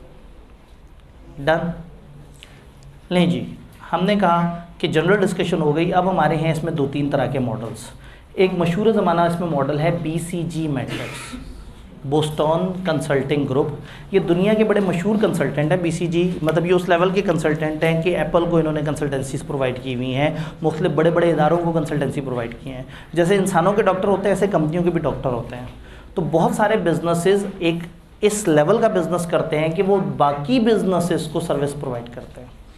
तो BCG वाले क्या करते हैं, एक कंपनी जो मुश्किल में है उसको देखते हैं, उसको एनालाइज करते हैं और फिर बताते हैं कि उस कंपनी को क्या चीज़ जो है वो करनी चाहिए ताकि वो बेहतर हो जाए। तो ये ऐसे ही है जैसे एक डॉक्टर के पास अगर एक मरीज़ आता है तो डॉक्टर उसे बताता है कि तुम्हें ये करना चाहिए, करना चाहिए। लेकिन सोशल मीडिया का दौर है, फिर क्या होगा, डॉक्टर की कुछ वीडियोज़ होंगी ज़्यादतीस कंट्रोल करने के जनरल मशवरे। अब वो एक जनरल मशवरे ऐसे होंगे जो सारी मार्केट के लिए होंगे, लेकिन जो उसके पास कस्टमर आएगा उसको वो स्पेसिफिकली उसकी गाइडेंस देगा उसके हिसाब से। तो इसी तरह से ये कंपनियां भी ना अपने कुछ मॉडल्स बनाती हैं और दुनिया को एजुकेट करती हैं। तो बोस्टन कंसल्टिंग ग्रुप इंडिविजुअली भी कंपनीज को कंसल्टेंसी प्रोवाइड करते हैं और कुछ ऐसे मॉडल्स भी देते हैं जिसमें ये दुनिया को बताते हैं कि आप चीज़ों को कैसे लेके चलें। तो इन्होंने बहुत सारी कंपनियों के बहुत सारे प्रोडक्ट्स को रिसर्च करने के बाद ये देखा कि कंपनियों की डिफरेंट जो प्रोडक्ट्स या चीज़ें हैं उनको हम SBU कह सकते हैं, स्ट्रेटेजिक बिजनेस यूनिट। एक कंपनी के कई दफ़ा कई प्रोडक्ट्स होते हैं, कई दफ़ा एक कंपनी की कई ब्रांचेस होती हैं, कई दफ़ा एक कंपनी की कई लोकेशंस होती हैं, कई दफ़ा एक कंपनी के कई डिपार्टमेंट्स होते हैं, कई दफ़ा एक कंपनी के कई तरह के वेंचर होते हैं। फॉर एग्जांपल एक रेस्टोरेंट है, वो चाइनीज़ खाना भी देता है, पाकिस्तानी खाना भी देता है और ब्रेकफास्ट वगैरह भी देता है। तो शायद वो रेस्टोरेंट वाला पाकिस्तानी खानों की स्ट्रेटजीज अलग रखेगा, चाइनीज़ की अलग रखेगा, ब्रेकफास्ट की अलग रखेगा। तो उस रेस्टोरेंट के उसके 3 तरह के कुजीन, उसके बन गए 3 SBU, strategic business unit. Samsung जैसी कंपनियों को देखें तो हो सकता है वो कहते हो कि यूरोप की मार्केट, मिडल ईस्ट की मार्केट, अमेरिकन मार्केट, तो उनके लिए अमेरिकन मार्केट पूरी की पूरी एक SBU होगा जिसके बारे में वो डिसीजन लेंगे। उस SBU में फर्दर छोटे छोटे SBU हो सकते हैं। SBU कहते हैं बिजनेस के उस स्मॉल यूनिट को जिससे रिलेटेड स्ट्रेटजीज़ किसी और बिजनेस से फ़र्क है। अब अगर मैं बात कर रहा हूँ कि हम कैफ में अलग स्ट्रेटजीज़ लेके चलेंगे और PRC में अलग लेके चलेंगे, तो PRC एक SBU हो गया। अच्छा, फ़र्ज़ करें कल को हम 3 कैंपस के साथ आते हैं तो हम कहते हैं इस कैंपस की स्ट्रेटजीज़ फ़र्क हैं, उसकी फ़र्क है, उसकी फ़र्क है, तो अब हमारा एक कैंपस SBU बन जाएगा। फिर उस एक कैंपस के अंदर छोटे छोटे 2-3 SBUs होंगे। तो SBU है बिज़नेस का वो small unit, strategic business unit, जिससे रिलेटेड आप स्ट्रेटेजी को अलग से करते हैं। तो इन्होंने कहा भाई आप अपने जितने भी SBUs हैं ना, उनको 4 में से किसी एक कैटेगरी में डिवाइड कर लें। अब SBU can be product, SBU can be department, SBU can be location. तो इस मॉडल में 2 वेरिएबल हैं, एक वेरिएबल है मार्केट शेयर और एक है मार्केट ग्रोथ। मार्केट शेयर का मतलब है कि आपका SBU उस मार्केट में अपने बाकी कंपेटिटर्स की निस्बत कहाँ पे खड़ा हुआ है, और मार्केट ग्रोथ का मतलब है कि उस वाले SBU की जो मार्केट है वो कितनी तेज़ है।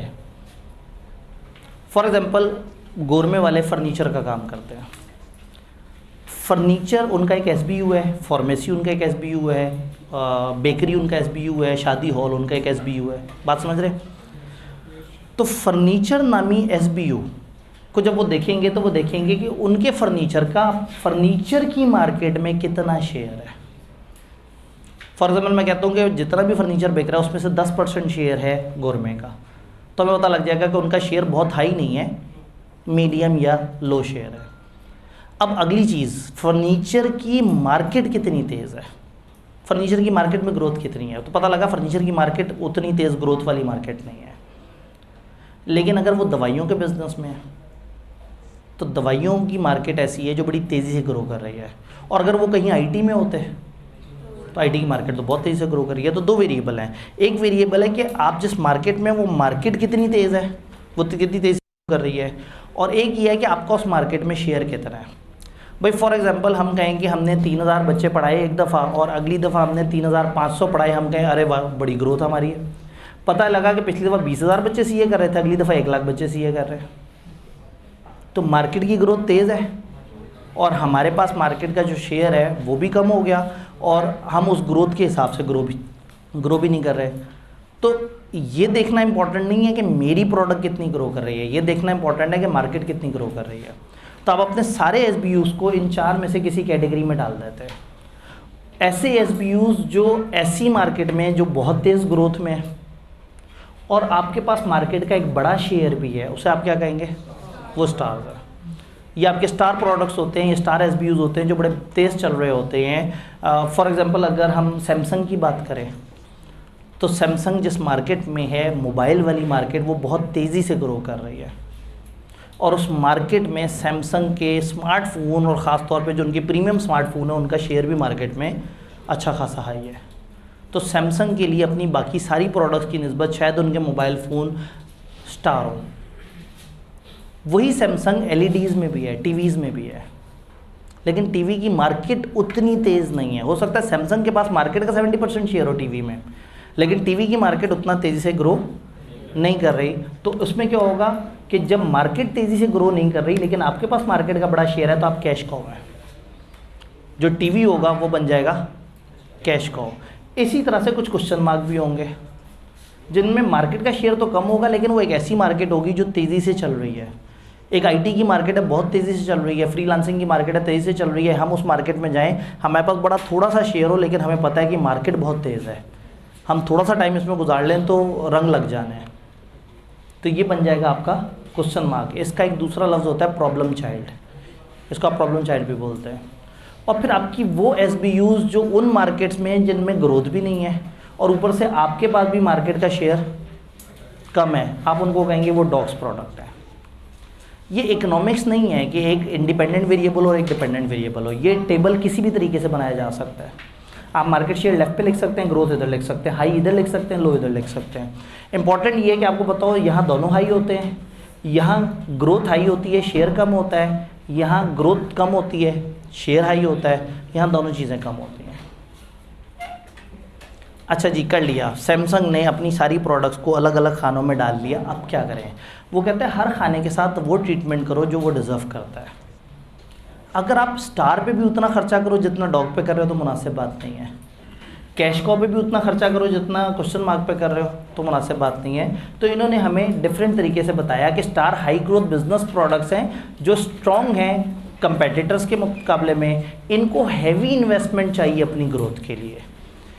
आहिस्ता आहिस्ता इवेंचुअली एक टाइम आएगा कि उनकी ग्रोथ कम हो जाएगी और ये कैश कॉ में कन्वर्ट हो जाएंगे, लेकिन कैश कॉ बनने से पहले पहले आपको धड़ाधड़ इस पर इन्वेस्ट करना है। जो स्टार प्रोडक्ट है आपने उसको भूलना नहीं है, ये नहीं सोचना वहाँ से तो अच्छे पैसे आ रहे हैं चलो और प्रोडक्ट्स पे ज़रा ज़्यादा ध्यान दे दें। स्टार को रेलिवेंट इन्वेस्टमेंट साथ साथ मिलती रहनी चाहिए। क्लियर? देन कैश कॉ, कैश कॉ क्या है? लो ग्रोथ बिजनेस है और मार्केट शेयर हाई है। ये इसके बारे में बताने के लिए आप दो वेरिएबल तो वही डायग्राम वाले उठा के बता सकते हैं। उन्होंने कहा ये मैच्योर सक्सेसफुल बिजनेस हैं जिनको बहुत ज़्यादा इन्वेस्टमेंट की ज़रूरत नहीं है, आपने सर उनको मैनेज करते रहना है, इनसे पैसा निकाल नहीं लेना, इसमें पैसा रहे, हल्का हल्का सा इसको सपोर्ट कर, हल्का हल्का सा सपोर्ट करते रहें, हल्का हल्का सा पुश करते रहें, ये अच्छे पैसे जनरेट करता रहे। लेकिन इतना जज्बाती नहीं हो जाना कि आप स्टार की तरह इसमें पैसा फेंक दें, और इतना इग्नोर भी नहीं कर देना कि ये बेचारा जो है वो डॉग बन जाए या किसी और तरफ चला जाए। तो इसमें मुनासिब खर्चा करना है, उसमें हैवी इन्वेस्ट करना है। ये बात समझ आई? इसमें इतना खर्चा करना है कि ये अपनी जगह पे बरकरार रहे। क्वेश्चन मार्क, लो मार्केट शेयर लेकिन ग्रोथ मार्केट ज़्यादा, इनमें पोटेंशियल है, अगर आप इसमें खर्चा करेंगे तो ये मार्केट में बड़ा कुछ कर सकते हैं। क्वेश्चन मार्क के बारे में सबसे ज़्यादा ध्यान से सोचना है, अच्छी तरह से देखना है कि कौन सा ऐसा क्वेश्चन मार्क है जो आगे जा सकता है, कौन सा ऐसा क्वेश्चन मार्क है जो आगे नहीं जा सकता। क्वेश्चन मार्क पे अच्छी तरह से एनालाइज करने के बाद आपने खर्चा करना है और फिर देखना है कि कौन से क्वेश्चन मार्क पे ज़्यादा खर्चा करें, कौन से क्वेश्चन मार्क पे कम खर्चा करें। तो सबसे ज़्यादा ध्यान इसमें करने की ज़रूरत है, क्योंकि क्वेश्चन मार्क झटका खा के स्टार बन सकता है, क्योंकि वो मार्केट हाई ग्रोथ वाली तो है ही है, आपका शेयर कम है ना, आप उस पर इन्वेस्टमेंट करके उसको अपनी स्टार प्रोडक्ट बना सकते हैं। आप समझ रहे हैं? फॉर एग्जांपल अगर मैं बात करूं हैंड्स ऑन कोर्सेज, तो वो क्वेश्चन मार्क है। हैंड्स ऑन कोर्सेज बड़ी तेज़ी से ग्रो कर रहे हैं, लेकिन अभी हम हैंड्स ऑन मार्केट में पहली दफ़ा 2-3 महीने पहले हमने पहली दफ़ा वो किया है, हमारा शेयर अभी उतना बड़ा नहीं है, लेकिन मार्केट इतनी ग्रोथ वाली है कि हमारा वो छोटा शेयर भी 700-800 बच्चे हैं हैंड्स ऑन कोर्सेज में। लेकिन मार्केट में इतना पोटेंशियल है कि हर बच्चे ने करना है, और जो अच्छे तरीके से कराएगा वो करना है, तो वो अभी क्वेश्चन मार्क है। और अब हमें उस क्वेश्चन मार्क के बारे में अच्छी तरह से सोचना है, उसकी अच्छी केयरफुल प्लानिंग करनी है, उसमें क्वालिटी को इम्प्रूव रखना है, और आहिस्ता आहिस्ता आहिस्ता आहिस्ता अच्छी प्लानिंग करके उसको स्टार बनाने की कोशिश करना है। बात समझ आई? डॉग्स ये बिजनेस हैं जिनमें लो रिलेटिव शेयर है, अनअट्रैक्टिव मार्केट्स है, कैश जनरेट हो सकता है कर रहे हो, थोड़ा बहुत कर रहे हो, मुश्किल से ब्रेक इवन कर रहे हो, आप इनको सिरे से इग्नोर ना करें। ये देखें कि क्या ये थोड़े से अरसे तक आपको कुछ ना कुछ फ़ायदा दे सकते हैं। अगर नहीं दे सकते आज बंद कर दें, नहीं तो आप थोड़ा सा अरसा चला के फिर बंद कर दें। याद है कॉस्ट अकाउंटिंग में सवाल, आज शट डाउन करें या कुछ अरसे बाद शट डाउन करें।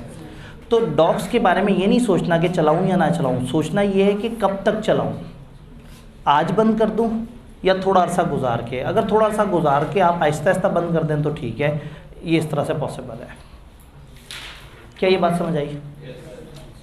देन बीसीजी मैट्रिक्स के को यूज़ करते हुए आपकी क्या स्ट्रेटेजी हो सकती है? समटाइम आप शेयर बिल्ड करते हैं, समटाइम आप शेयर होल्ड करते हैं, समटाइम आप हार्वेस्ट करते हैं, इन्वेस्टमेंट आहिस्ता आहिस्ता वापस निकालते हैं, और समटाइम आप डाइवर्स्ट करते हैं। तो ये 4 तरह के काम आप नॉर्मली कर रहे होते हैं, बिल्ड, होल्ड, हार्वेस्ट, डाइवर्स्ट। बिल्ड का मतलब है शेयर बिल्ड कर रहे हैं, ऊपर लेके जा रहे हैं। होल्ड का मतलब है रोक रहे हैं। हार्वेस्ट आहिस्ता आहिस्ता निकाल रहे हैं। डाइवर्स्ट सारा का सारा पैसा निकाल लेते हैं।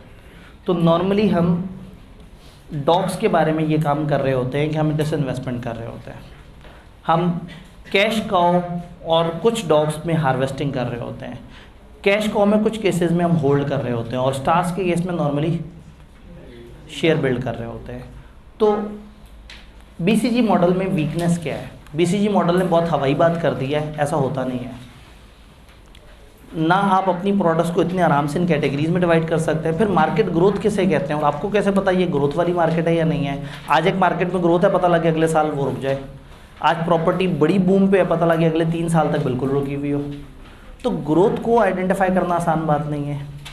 अपने प्रोडक्ट्स को एनालाइज करना इतना आसान नहीं है कि आपने कब उनको कहाँ किस किस खाने में क्लासीफाई करना है। फिर हो सकता है आप एक प्रोडक्ट को डॉग कह के बंद कर दें, जबकि उसकी वजह से आपकी पहचान हो, वो आपकी बड़ी पुरानी प्रोडक्ट हो। गोरमे मेनली अगर बेकरी का काम कर रहा है और मशहूर बेकरी से, और उसकी और प्रोडक्ट स्टार बन जाएं, तो उसको बेकरी बंद नहीं कर देनी चाहिए। बट बीसीजी क्या बताएगा? बीसीजी मैट्रिक्स से कहते कैसे बंद कर दो। तो टेक्निकली हमने कहा था कि जब एक मॉडल आता है ना, तो मॉडल के बारे में हमें पता होना चाहिए उसके 4 एलिमेंट्स क्या हैं। तो ये हैं उसके 4 एलिमेंट्स, और इन 4 एलिमेंट्स के आपको फीचर्स पता होने चाहिए, उसके अंदर लिखी हुई बातें। ये नीचे वाली बातें आप खुद भी लिख सकते हैं, लेकिन जो एलिमेंट्स हैं वो आपको याद होने चाहिए। तो पेपर में एक सवाल ये आ सकता है कि आपको एक प्रोडक्ट, 2 प्रोडक्ट्स बताइए, कहें ज़रा बताओ इन 4 में से कौन सा है। और ऐसा भी हो सकता है कि वो आपको एक बड़ा सा सिनेरियो दे और कहें बोस्टन कंसल्टिंग ग्रुप इन सारी चीज़ों पे अप्लाई करो। तो आप देखें जिस जिस पे जो निशानी पूरी होती जा रही हो, आप उसको उस रेलेवेंट खाने में डालते चले जाएं। तो ये बेसिकली एक हमने छोटा मॉडल पढ़ा, मज़ेदार सा मॉडल, जो कि हमें बताता है कि चीज़ें किस तरह से चलती हैं। लिमिटेशंस में हम बात कर रहे थे। लिमिटेशन में अगेन आपको मैथमेटिकल एनालिसिस की ज़रूरत है ये देखने के लिए। सम टाइम आप एक प्रोडक्ट पे पैसा नहीं लगा रहे क्योंकि वो डॉग है, तो वो तो खुद ही मर जाएगी। हो सकता है आप उस पर पैसा लगाते, वो चल पड़ती। समटाइम आप स्टार को इतना फोकस कर देते हैं कि आपके क्वेश्चन मार्क इग्नोर हो जाते हैं। अच्छा, क्वेश्चन मार्क को ज़्यादा ध्यान से सोचते हैं। क्वेश्चन मार्क तो है ही क्वेश्चन मार्क, जब आपको पता ही नहीं है उसके बारे में, तो बहुत सोच के आप उसमें से एक को ड्रॉप कर दें, एक को चलाएं। हो सकता है जिसको ड्रॉप किया उसने चलना था, और जिसको चला रहे हो सकता है उसने डूबना था। तो ये इतनी सीधी बात नहीं है जितना सीधा सीधा इन्होंने बता दिया है। तो फिर ये आइडेंटिफाई करना कौन सा एरिया है, किस तरह से है, कौन से लोगों की क्या सोच है। फिर किसी जगह आपकी प्रोडक्ट स्टार हो सकती है, किसी जगह आपकी प्रोडक्ट कैश का हो सकती है। जैसे अगेन पाकिस्तान में जब ACCA बहुत बूम पे था, तो बांग्लादेश में अभी हल्का सा स्टार्ट हो रहा था, तो वहाँ वो क्वेश्चन मार्क था और पाकिस्तान में स्टार था। अब ACCA वालों के लिए पाकिस्तान किसी और तरह से एनालाइज होगा, बांग्लादेश किसी और तरह से एनालाइज होगा। तो ये भी समझना ज़रूरी है कि जोग्राफिकल डिफरेंसेस भी हैं, ये भी समझना ज़रूरी है कि इस तरह के मसले भी हैं। BCG के बाद हम पीछे चलते हैं प्रोडक्ट लाइफ साइकिल पे, ताकि फिर हमारा सिर्फ एक मॉडल रह जाए, हमें ज़्यादा दुख ना हो। लाइफ साइकिल मॉडल, इस चैप्टर में 3 स्पेसिफिक मॉडल्स हैं। Porter 5 forces, product life cycle, BCG Boston consulting group. Classical product life cycle जो मॉडल है वो ये कहता है कि जितनी भी प्रोडक्ट्स हैं आपको ये अंदाज़ा होना चाहिए कि वो हमेशा कुछ फेजेस से गुजरती हैं। जब भी कोई नई प्रोडक्ट मार्केट में आती है वो पहले इंट्रोड्यूस होती है, अभी लोग उसे समझ रहे होते हैं, फिर अचानक से वो टेक ऑफ करती है, तेज़ हो जाती है, फिर एक जगह जाके मैच्योर हो जाती है, और फिर आहिस्ता आहिस्ता जब इन्वर्टर्स मार्केट में नए आए तो लोगों ने ये क्या है, किस तरह से है, अच्छा ये तो महंगे होते हैं, लगवाने चाहिए नहीं लगवाने चाहिए, खर्चा बचता है। उन्होंने कहा खर्चा बचता है लेकिन है भी तो AC से 3 गुना कीमत पे, ले ना लें, मार्केट आहिस्ता आहिस्ता इंट्रोड्यूस हो रही थी। तो ये नीचे टाइम है और ऊपर सेल्स है। तो इंट्रोडक्शन के फेज़ में आहिस्ता आहिस्ता प्रोडक्ट आ रही होती है, सेल्स कम होती हैं और टाइम वो गुजार रही होती है। फिर एक टाइम आता है जब आहिस्ता आहिस्ता इतने लोगों ने तजर्बा किया होता है, वो और लोगों को बताते हैं, लोगों को इस प्रोडक्ट की अवेयरनेस हो जाती है। जब अवेयरनेस होती है तो अचानक से लोगों का स्पर्श आता है और ये एकदम से शूट करती है, दैट इज़ ग्रोथ। ग्रोथ पे चलते चलते एक ऐसा पॉइंट आता है कि जहाँ पे नज़र आता है कि अब मज़ीद ग्रोथ नहीं होगी और वो एक ख़ास जगह पे मैच्योरिटी पे आके रुक जाती है और कहीं ना कहीं उसके आसपास अपने आप को एडजस्ट कर लेती है और बड़े अरसे तक इस मैच्योरिटी पे रहती है। लेकिन जैसे जैसे वक्त गुजरता रहता है मार्केट में एक नई प्रोडक्ट आती है और पुरानी वाली प्रोडक्ट आहिस्ता आहिस्ता डिक्लाइन की तरफ चली जाती है। तो प्रोडक्ट लाइफ साइकिल अप्रोच का मानना ये है कि हर प्रोडक्ट, हर सेगमेंट, हर सर्विस के साथ टिपिकली ये होना है, सिवाय चंद एक्सेप्शंस के। टाइपराइटर भी कभी मार्केट में आया होगा, कभी बड़ी तेज़ी से ग्रो हुआ होगा, मैच्योर हुआ होगा और अब डिक्लाइन हुआ है। तो बहुत सारी कुछ एग्जांपल्स आपको समझने के लिए दी हैं। फॉर एग्जांपल पर्सनल कंप्यूटर इस वक्त डिक्लाइन के फेज़ में, पीसीज, लैपटॉप मैच्योर है, टैबलेट और स्मार्टफोन तेज़ी से ग्रोथ पे जा रहे हैं, अभी तक इनकी मैच्योरिटी नहीं आई है, अभी तक धड़ाधड़ ये ऊपर से ऊपर जाते जा रहे हैं। लेकिन स्मार्ट ग्लासेस, गूगल के ग्लासेस के आप ग्लासेस लगाए और वो इतने से शीशे के ऊपर आपको सब नज़र आ रहा हो, वॉइस से कंट्रोल हो रहा हो, एप्पल, गूगल ये सब इस पे कोशिशें कर रहे हैं और अभी तक मार्केट में इंट्रोडक्शन में, बड़े अरसे से इंट्रोडक्शन फेज़ में। सेम हैंड रिटन लेटर तकरीबन ख़त्म हो चुके हैं, फैक्स मैच्योरिटी पे हैं और अब फैक्स आहिस्ता आहिस्ता ख़त्म होने वाले हैं। ईमेल जो है उस वक्त बड़ी तेज़ी से ग्रोथ में है, लेकिन ई कॉन्फ्रेंसिंग अभी नई चीज़ आई है, जूम की मीटिंग्स, आहिस्ता आहिस्ता आहिस्ता आहिस्ता लोग जूम की मीटिंग्स की तरफ शिफ्ट होते जा रहे हैं। तो एक टाइम आएगा कि अचानक से बहुत सारी दुनिया जूम मीटिंग में जाएगी तो जूम को बड़ा तेज़ शिफ्ट मिलेगा। तो ये चंद एग्जांपल्स दी हुई हैं। चेकबुक्स ख़त्म हो चुकी है तकरीबन, क्रेडिट कार्ड्स मैच्योर हैं, स्मार्ट कार्ड्स जिस पे एक कार्ड पे सारे फीचर हैं, सारी तरह के आपके वो डिवाइसेस हैं, टैप भी होके चलता है, और आईरिस बेस्ड आइडेंटिटी कार्ड जो आपके बायोमेट्रिक के साथ कनेक्टेड होते हैं, आपके बॉडी के फीचर्स के साथ कनेक्टेड होते हैं। वो आपके पास कार्ड रखा हुआ होगा, जेब में कार्ड रखा हुआ होगा, बैंक कहेगा या आप एक जगह पे जाएंगे बाइंग करने, वो कहेंगे पेमेंट करें, आप उनकी मशीन को हाथ मारेंगे, पेमेंट हो जाएगी। अब अगेन मतलब ये भी एक इंट्रोडक्शन में कॉन्सेप्ट कि एक इंसान के साथ ही वो कार्ड कनेक्ट हुआ हो, और वो इससे आगे 5G वाले चक्कर में तो वो जो आपने अफवाहें सुनी थी कि एक चिप लगा दी जाएगी दिमाग में और उसके बाद वो चिप से इंसान कंट्रोल होगा और दिमाग से शुआएं निकलेंगी, वो कहेगा पेमेंट, तो पेमेंट हो जाएगी। तो खैर मतलब दुनिया तो उस तरह की बातें भी सोच रही है। तो इन्होंने कहा कि नॉर्मली तमाम प्रोडक्ट्स या इंडस्ट्रीज़ इन 4 स्टेजेस से गुजरती हैं। हमेशा ऐसा नहीं होगा, लेकिन इनका ज़्यादातर ऐसा होता है। अगर आप गौर से देखें तो बोस्टन कंसल्टिंग ग्रुप वाली बातें भी इसमें फिट हो सकती हैं, करनी नहीं है लेकिन हो सकती हैं। जिसको ये मैच्योरिटी कह रहे हैं कहीं ना कहीं कैश काउ है, जिसको ये ग्रोथ कह रहे हैं वो कहीं ना कहीं स्टार है, जिसको ये डिक्लाइन कह रहे हैं वो डॉग है, और जो इंट्रोडक्शन पे परेशान है, समझ नहीं आ रही, क्वेश्चन मार्क। लेकिन अगेन ये अलग अप्रोच है, वो अलग अप्रोच है। बस बताने का मकसद ये था कि बात मिलती जुलती सी है। तो इन्होंने फिर ये कहा कि इन सारे टाइम्स पे ना हमें समझना होगा कि हमारे फीचर्स क्या चल रहे होंगे। ये 4 फेज़ हैं, इंट्रोडक्शन, ग्रोथ, मैच्योरिटी, डिक्लाइन, और एक टेबल है जिसमें उन सब के बारे में कंपैरिजन दिया हुआ है। फॉर एग्जांपल सेल इंट्रोडक्शन में लो होंगी, ग्रोथ में रैपिडली राइजिंग होंगी, मैच्योरिटी में पीक होंगी और फिर डिक्लाइन। इसी तरह से अगर हम बात करें प्रॉफिट, तो यहाँ नेगेटिव होगा, यहाँ राइजिंग होगा, यहाँ हाई प्रॉफिट होगा, यहाँ डिक्लाइनिंग प्रॉफिट।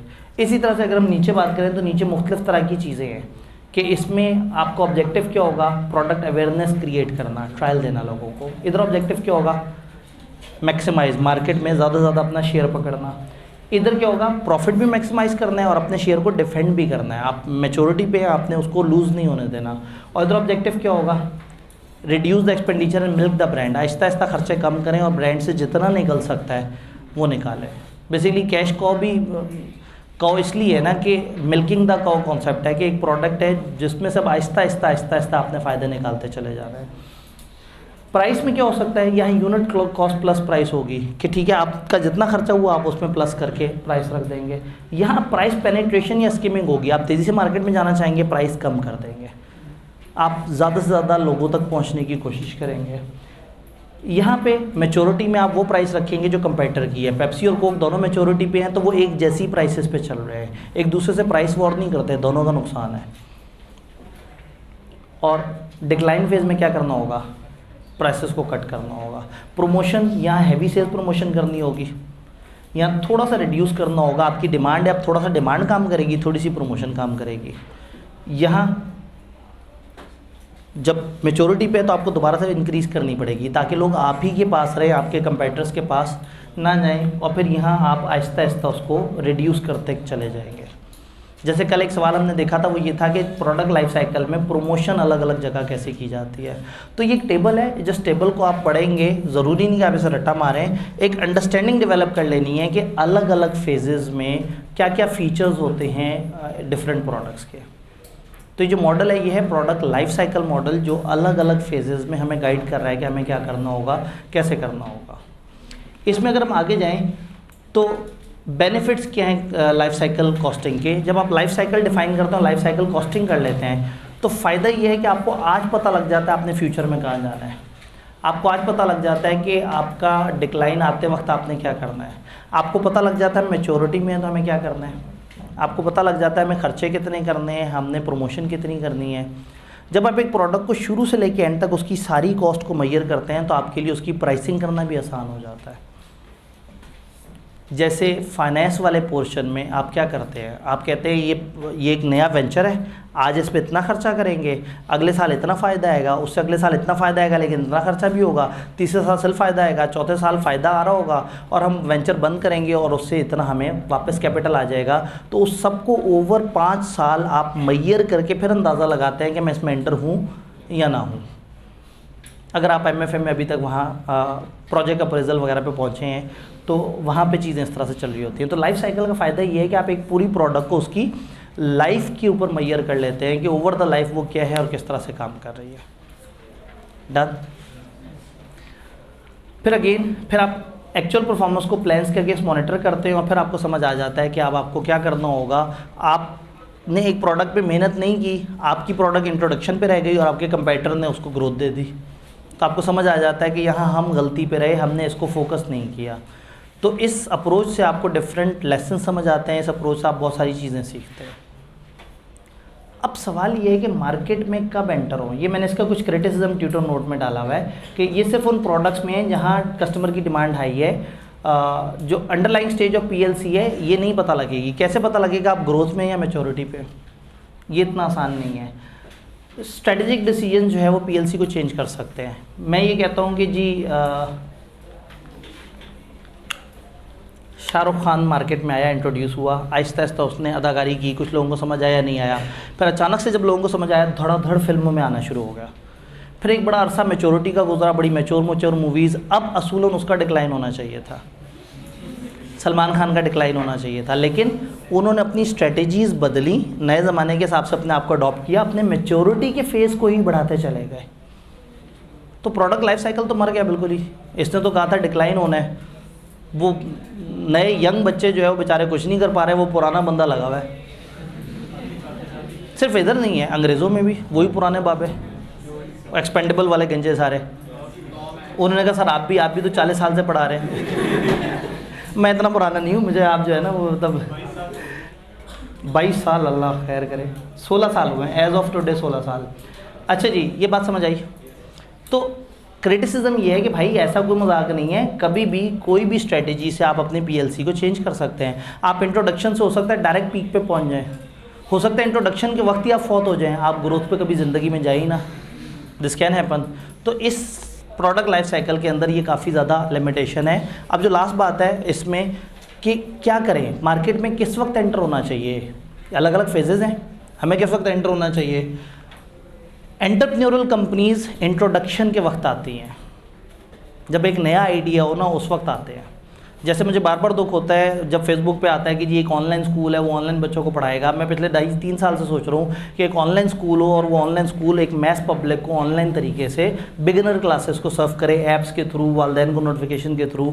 तो ऐसे में अगर मैं एक एंटरप्रेन्योरल मिजाज रखता हूँ तो मुझे उस वक्त एंटर नहीं होना जब ऑनलाइन स्कूल की मार्केट डेवलप हो गई हो और उसमें बड़ा हैवी कंपटीशन हो और मैं सोचूँ अब मैं आऊँ, तब तो वो गेम बहुत करोड़ों पर पहुँच जाएगी। तो एंटरप्रेन्योरल कंपनीज इंट्रोडक्शन के वक्त बीच में आती हैं, जब नया नया आइडिया आता है ना वो उसी वक्त आते हैं और जल्दी जल्दी से फर्स्ट मूवर एडवांटेज लेते हैं।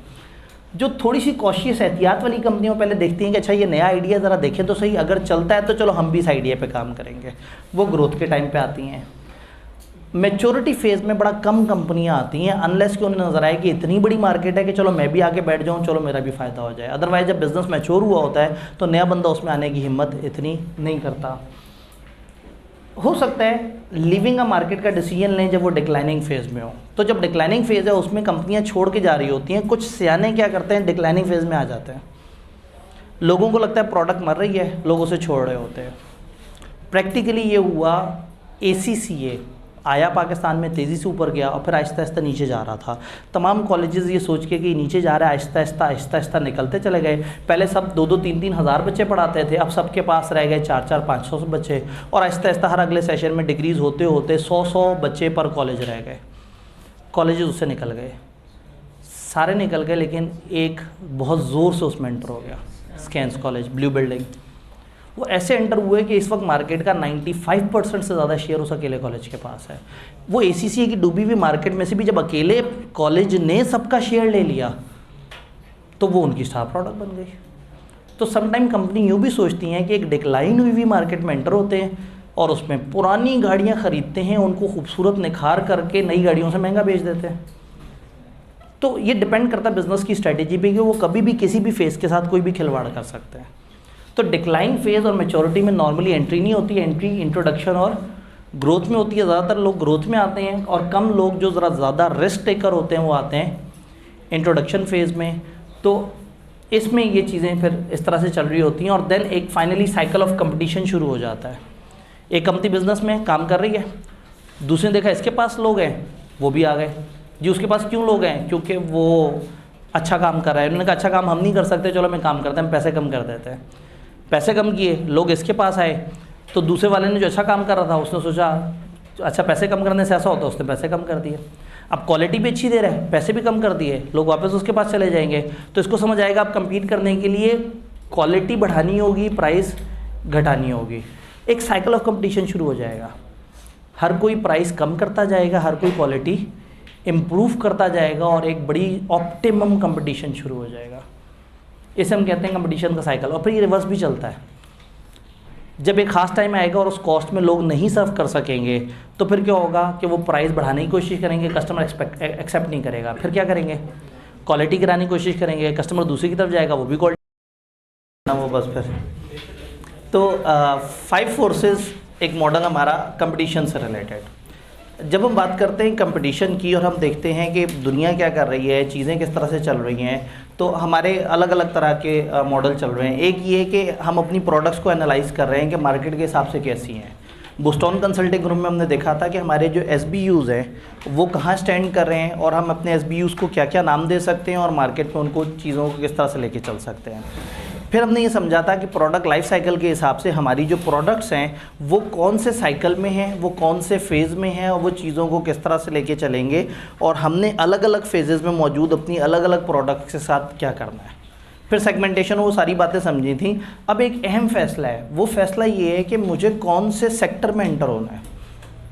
जब मेरी एक कंपनी एक बिज़नेस कर रही है और हम ये सोच रहे हैं कि हम अपना बिज़नेस कौन से डायमेंशन में एंटर करें, कौन से जोन में एंटर करें, तो ये चीज़ इंपॉर्टेंट है कि हमें उस इंडस्ट्री के बारे में पता होना चाहिए। एक बिज़नेस को प्रॉफिटेबल होने के लिए ना 2 चीज़ें ज़रूरी हैं। नंबर 1 वो इंडस्ट्री बड़ी ज़बरदस्त हो, नंबर 2 बिज़नेस उसके अंदर एक कंपेटिटिव पोजीशन पे हो। एक तो वो इंडस्ट्री अच्छी हो, दूसरा बिज़नेस एक कंपेटिटिव पोजीशन पे हो। तो ये एनालिसिस हमें बताता है कि कौन सी इंडस्ट्री अच्छी है जिसमें आप जंप इन कर सकते हैं। और अगर आप 2-3 बिज़नेस में हैं तो ये एनालिसिस आपको बताएगा कि आप जिस सेक्टर में, जिस इंडस्ट्री में बैठे हैं वो इंडस्ट्री कितनी अच्छी है बिज़नेस करने के पॉइंट ऑफ व्यू से। बिज़नेस करने के पॉइंट ऑफ व्यू से अच्छी इंडस्ट्री वो होती है जिसमें पोर्टर के मुताबिक ये 5 फोर्सेस का कम्बिनेशन आपकी फेवर में जा रहा हो। पोर्टर 5 फोर्सेस कहती है कि आपने 5 फैक्टर्स देखने हैं, अगर वो 5 में से मेजॉरिटी फैक्टर्स आपकी फेवर में जा रहे हैं तो वो इंडस्ट्री किसी दूसरी इंडस्ट्री की निस्बत ज़्यादा बेहतर होगी। वो 5 फैक्टर्स कौन से? अगर हम मेन बात करें तो राइवलरी का मतलब है कंपटीशन, वहाँ मुकाबला कितना है। बार्गेनिंग पावर ऑफ कस्टमर का मतलब है उस सेक्टर में, उस इंडस्ट्री में कस्टमर्स कितने स्ट्रॉन्ग है, कस्टमर्स के पास कितनी पावर और कस्टमर कितना ज़्यादा ये राइट रखते हैं कि वो चीज़ों को बार्गेन कर सकें, या कस्टमर्स के पास कितने इख्तियारात हैं। क्या वो मार्केट कस्टमर्स रेगुलेट कर रहे हैं या कहीं ना कहीं बिज़नेस के पास अपनी पावर है। इन सब के फैक्टर्स पे बात करेंगे। सप्लायर्स तो नहीं बहुत ज़्यादा बार्गेनिंग पावर रखते, अगर सप्लायर्स के पास बार्गेनिंग पावर है तो हम बड़े मुश्किल में होंगे। देन न्यू एंट्रेंट्स का खौफ तो नहीं, मैं बिज़नेस शुरू कर लूँ, कल को कोई दूसरा बंदा भी बिज़नेस शुरू कर ले।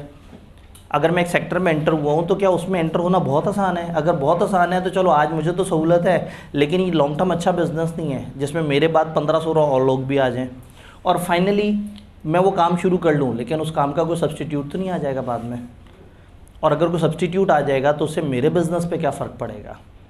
तो ये 5 फोर्सेस को जब हम एक्सप्लेन करते हैं तो उसमें हर फोर्स के अंदर छोटी छोटी सी चीज़ों को जहन में रख रहे होते हैं, इसके डिफरेंट फैक्टर्स होते हैं। मैंने किताब में रादर देन इसको थ्योरेटिकली एक्सप्लेन करें, एक जगह से चोरी की हुई डायग्राम जो है वो आपके सामने रख दी।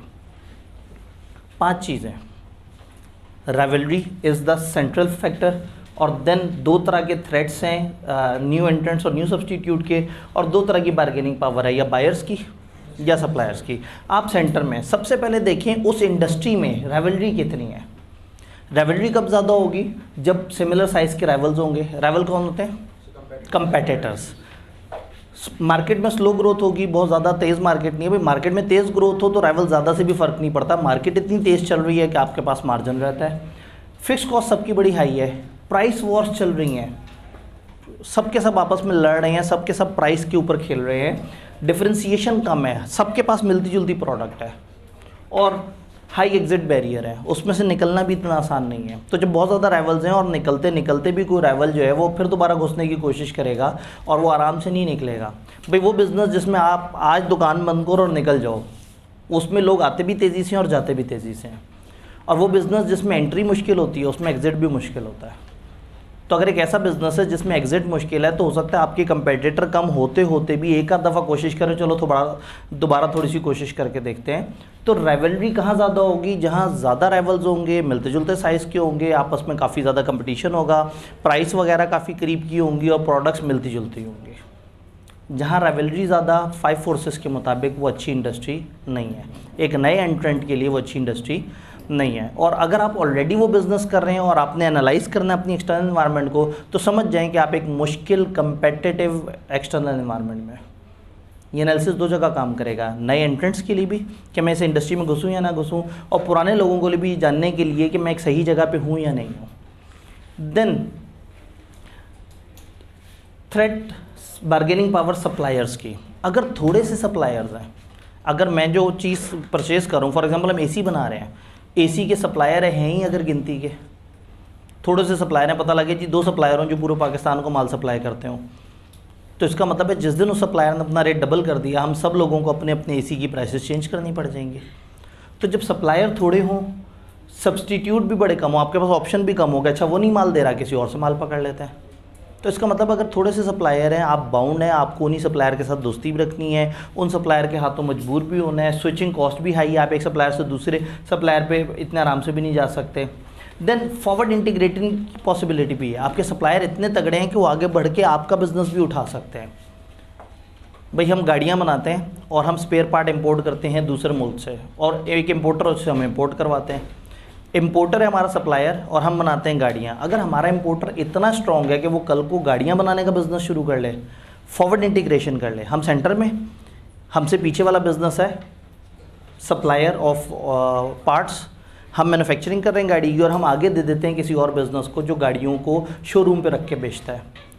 तो अगर शोरूम वाले को डर ये हो कि गाड़ियाँ बनाने वाला मेरे बिज़नेस में आ जाएगा, या हमें डर ये हो, गाड़ियाँ बनाने वालों को डर ये हो कि इम्पोर्ट करने वाला हमारे बिज़नेस में आ जाएगा, तो इसका मतलब है हमें फॉरवर्ड इंटीग्रेशन का खौफ है।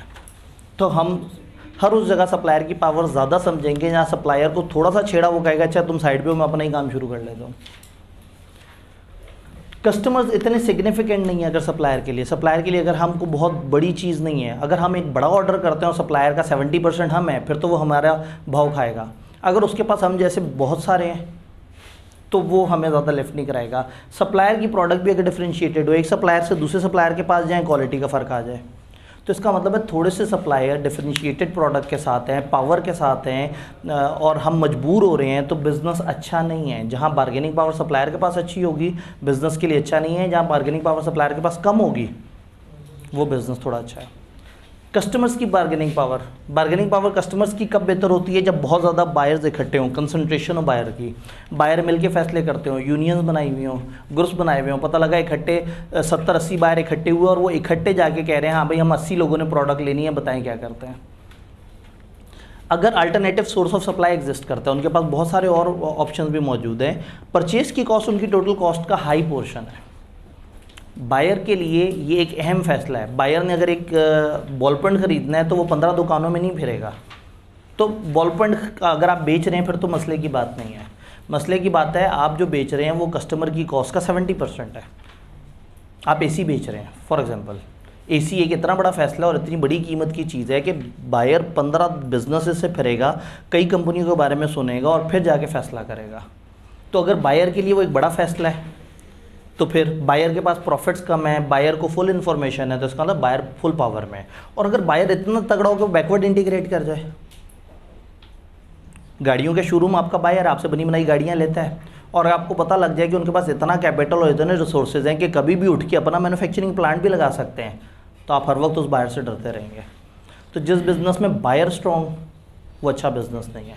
बायर के लिए तो अच्छा है, मोनोपलीज नहीं होगी, कंपटीशन होगा, लेकिन बिज़नेस पॉइंट ऑफ व्यू से वो चीज़ अच्छी नहीं है। तो हम ऐसे बिज़नेस में सोच के जाएंगे जहाँ बायर के पास पावर हो। फिर 2 फैक्टर्स, नई एंट्री का खौफ तो नहीं, इसको हम बैरियर्स टू एंट्री भी कहते हैं, थ्रेट ऑफ न्यू एंट्रेंट भी कहते हैं। यानी कि जितना ज़्यादा बैरियर्स टू एंट्री होंगे उतना थ्रेट टू न्यू एंट्रेंट कम होगा। मैं एक बिज़नेस शुरू करता हूँ, दुकान बनाई और दुकान शुरू कर ली, कल को किसी ने देखा ये तो बड़ा अच्छा आइडिया, उसने भी दुकान बनाई शुरू कर ली, मेरे साथ दुकान खड़ी कर ली। एक ऐसा बिज़नेस जिसमें कोई भी कभी भी मुँह उठा के आ सकता है, वो एक अच्छा बिज़नेस नहीं है। और एक ऐसा बिज़नेस जिसमें आज एंटर होने के लिए मुझे 1-1.5 साल लगेगा, लेकिन मेरे बाद अगले बंदे को आने में 4-5 साल लग जाएंगे, तो यस इस बिज़नेस में मुझे टाइम लगेगा मैं आहिस्ता आहिस्ता अपने आप को स्टेबल करूँगा और मैं मार्केट में लीड कर रहूँगा, तब कंपेटिटर आ जाए हमें दुख नहीं है। तो जहाँ पे एंट्री के बैरियर्स हैं वो अच्छी बात है, बड़े बिज़नेस के लिए अच्छी बात है। एंट्री के बैरियर्स क्या क्या हो सकते हैं? इकोनॉमीज ऑफ स्केल, वो बिज़नेस जहाँ इकोनॉमीज ऑफ स्केल के बगैर काम नहीं चलता। जस्ट फॉर एग्जांपल सीए का कॉलेज, अगर कम बच्चे हैं तो आप नहीं खर्चे पूरे कर सकते, आपको इकोनॉमीज ऑफ स्केल चाहिए। तो इस बिज़नेस में वो आएगा जिसके पास वो कैपेसिटी हो कि वो एकदम से कॉलेज भर सकता हो। अगर वो नहीं भर सकता तो 30-35 बच्चों की क्लासों के साथ नहीं पॉसिबल हो सकेगा।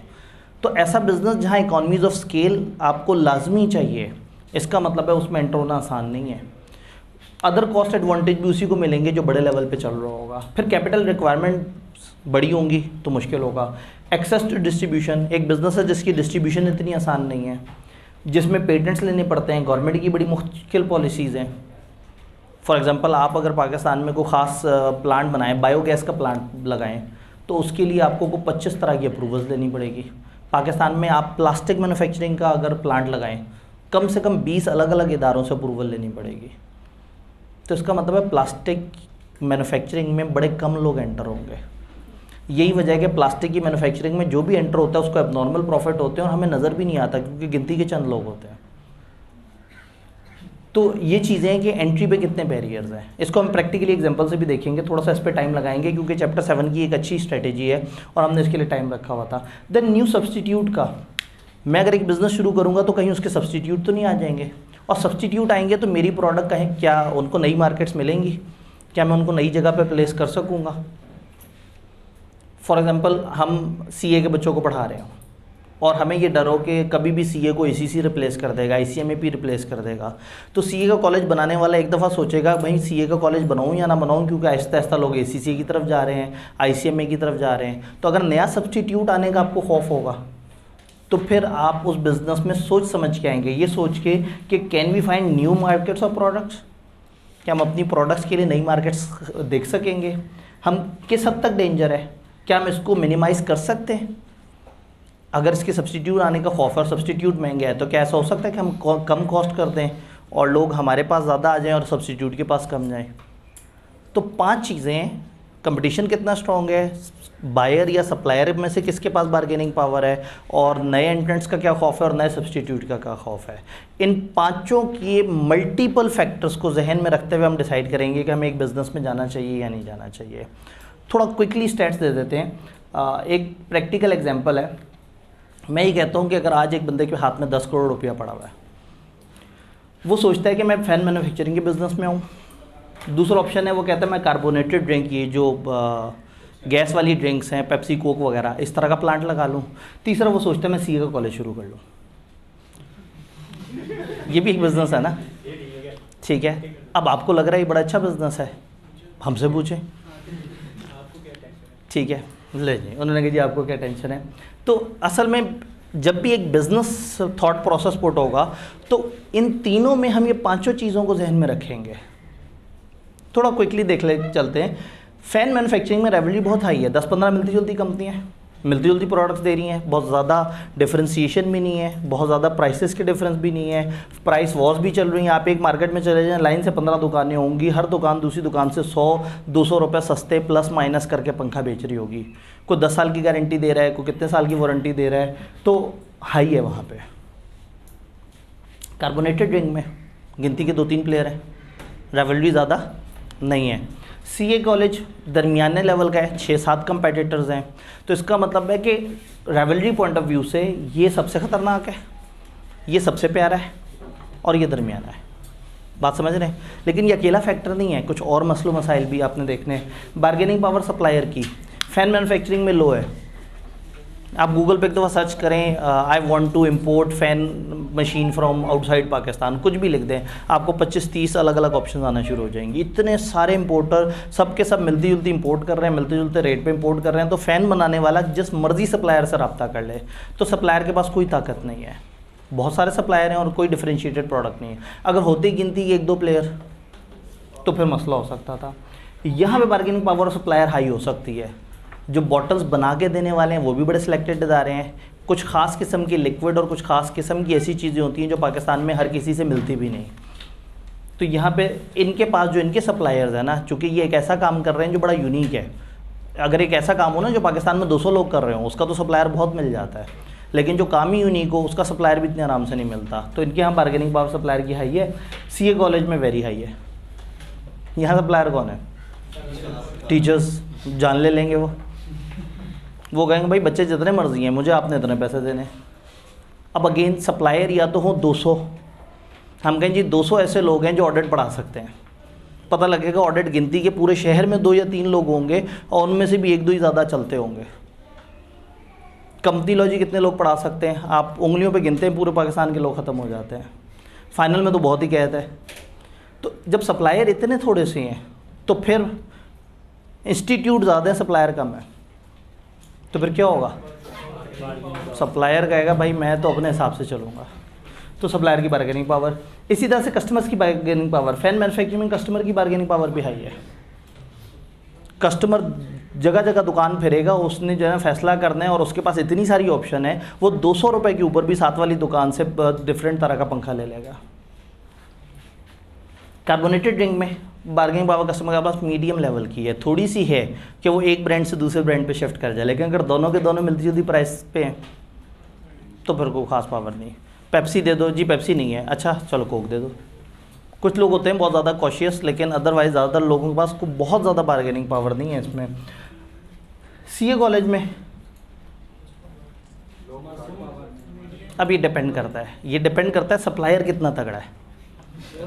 अगर सप्लायर तगड़ा है तो बच्चे के पास बार्गेनिंग पावर नहीं है, और सप्लायर अगर दरमियाना है, बच्चा कह रहा है जी मैं इस क्लास में तब एडमिशन लूँगा जब क्लास में कम से कम 4 AC चलते हो, ठीक है, मुझे हर दिन कॉल करके जगाया जाए क्लास में आने के लिए, मैं जो है वो उसकी तो, और मैं 15 इंस्टॉलमेंट्स में पैसे दूंगा, और पैसे भी मैं 30% कम दूंगा, और जो है वो चाय भी होनी चाहिए और फलाना फलाना। अब मतलब बच्चे की फरमाइशें।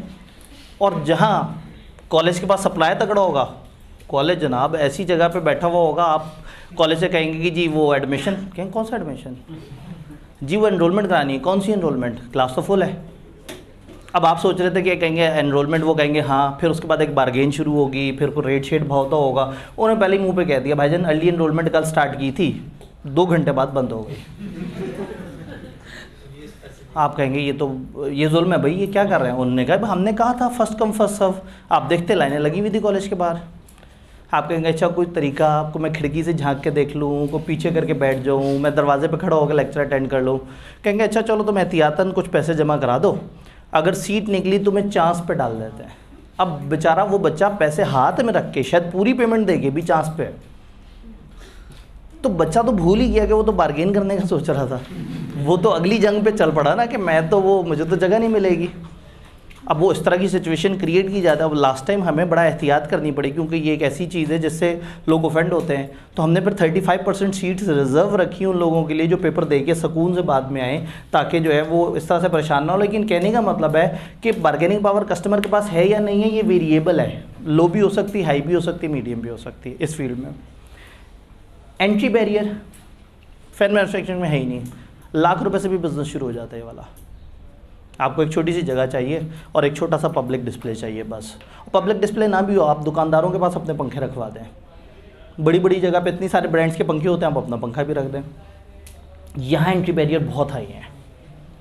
ये बिज़नेस करने के लिए आपको 10 करोड़ भी बहुत कम पड़ेंगे, आपको लाइसेंस भी 15 तरह के चाहिए, आपको इदारों से भी पता नहीं क्या क्या अप्रूवल लेनी पड़ेगी, टकराना भी 2 बड़े जाइंट से पड़ेगा, और आपको पता नहीं कौन कौन से लेवल पे, पॉलिटिकल और एस्टेब्लिशमेंट लेवल पे आपको सपोर्ट चाहिए होगी, तब जाके ये काम शुरू होगा।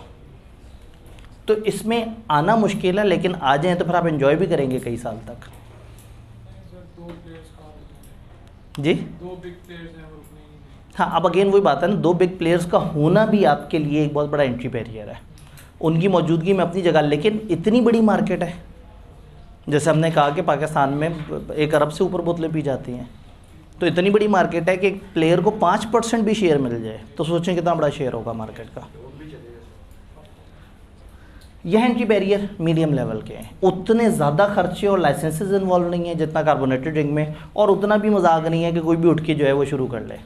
दरमियाने लेवल पे है, तकरीबन 5-6 करोड़ टाइप की इन्वेस्टमेंट आपके पास हो और कम से कम 1-2 तगड़े टीचर्स की सपोर्ट हो, तो ये एक दरमियाने लेवल का एंट्री बैरियर इतना हैवी नहीं है लेकिन इतना हल्का भी नहीं है। फाइनली थ्रेट ऑफ सब्सटीट्यूट, यहाँ थोड़ा सा मीडियम लेवल का थ्रेट है सब्सटीट्यूट का, यानी पंखे का सब्सटीट्यूट नॉर्मली इतना आसान नहीं है। आ सकता है, हो सकता है कोई और ऐसा सब्सटीट्यूट आ जाए कि वो आप कमरे में बैठे हुए हैं और दीवार से हल्की हल्की सी हवा आ रही है, दीवार में एक छोटा सा यूनिट लगा हुआ है और कमरे को उसने रेगुलेट किया हुआ है, लेकिन बहुत ज़्यादा इसमें सब्सटीट्यूट का उतना ज़्यादा खौफ नहीं है। बट पंखा ऐसी चीज़ भी नहीं है जो सब्सटीट्यूट हो ही ना सके। यहाँ पे सब्सटीट्यूट बहुत हाई है। ड्रिंक, अच्छा ड्रिंक नहीं है, ओके कोई बात नहीं, जूस मिल जाए। अब तो लोग सादा पानी भी पी लेते हैं, फिर एनर्जी ड्रिंक्स, फिर स्पोर्ट्स ड्रिंक, तो इनके तो सब्सटीट्यूट ही अच्छे खासे हैं। सीए कॉलेज अभी सब्सटीट्यूट नहीं है। सीए के अंदर चूंकि सीए के राइट्स आईकैप ने जो है वो अपने पास रिजर्व रखे हुए हैं, तो आईकैप का कंपेटिटर भी आने का चांस नहीं है। और इस वक्त पाकिस्तान में जितनी भी एजुकेशन हैं उन सबको अगर देखा जाए तो उसमें सीए की एक अच्छी स्टैंडिंग है। प्लस प्रोफेशनल क्वालिफिकेशंस अगर बाहर की हैं तो महंगी बहुत है, और पाकिस्तान की है तो सीए से बहुत हल्की हैं, तो नहीं है या मिनिमम है और आहिस्ता आहिस्ता आ जाए। तो आपने इन 5 फैक्टर्स के प्लस माइनस की बेस पे डिसाइड करना है कि आपके लिए ये सेक्टर या ये सेक्टर अच्छा है। और सिर्फ ये अकेला फैसला नहीं है, कुछ और फैसले भी होंगे, फाइनेंशियल फिजिबिलिटी, ऑपरेशनल फिजिबिलिटी, वो सारी अपनी जगह। लेकिन पोर्टर 5 फोर्सेस हमने समझने की कोशिश की कि आप 5 फोर्सेस की बेस पे किस तरह से डिसाइड करते हैं कि हमें ये वाला काम करना चाहिए या नहीं।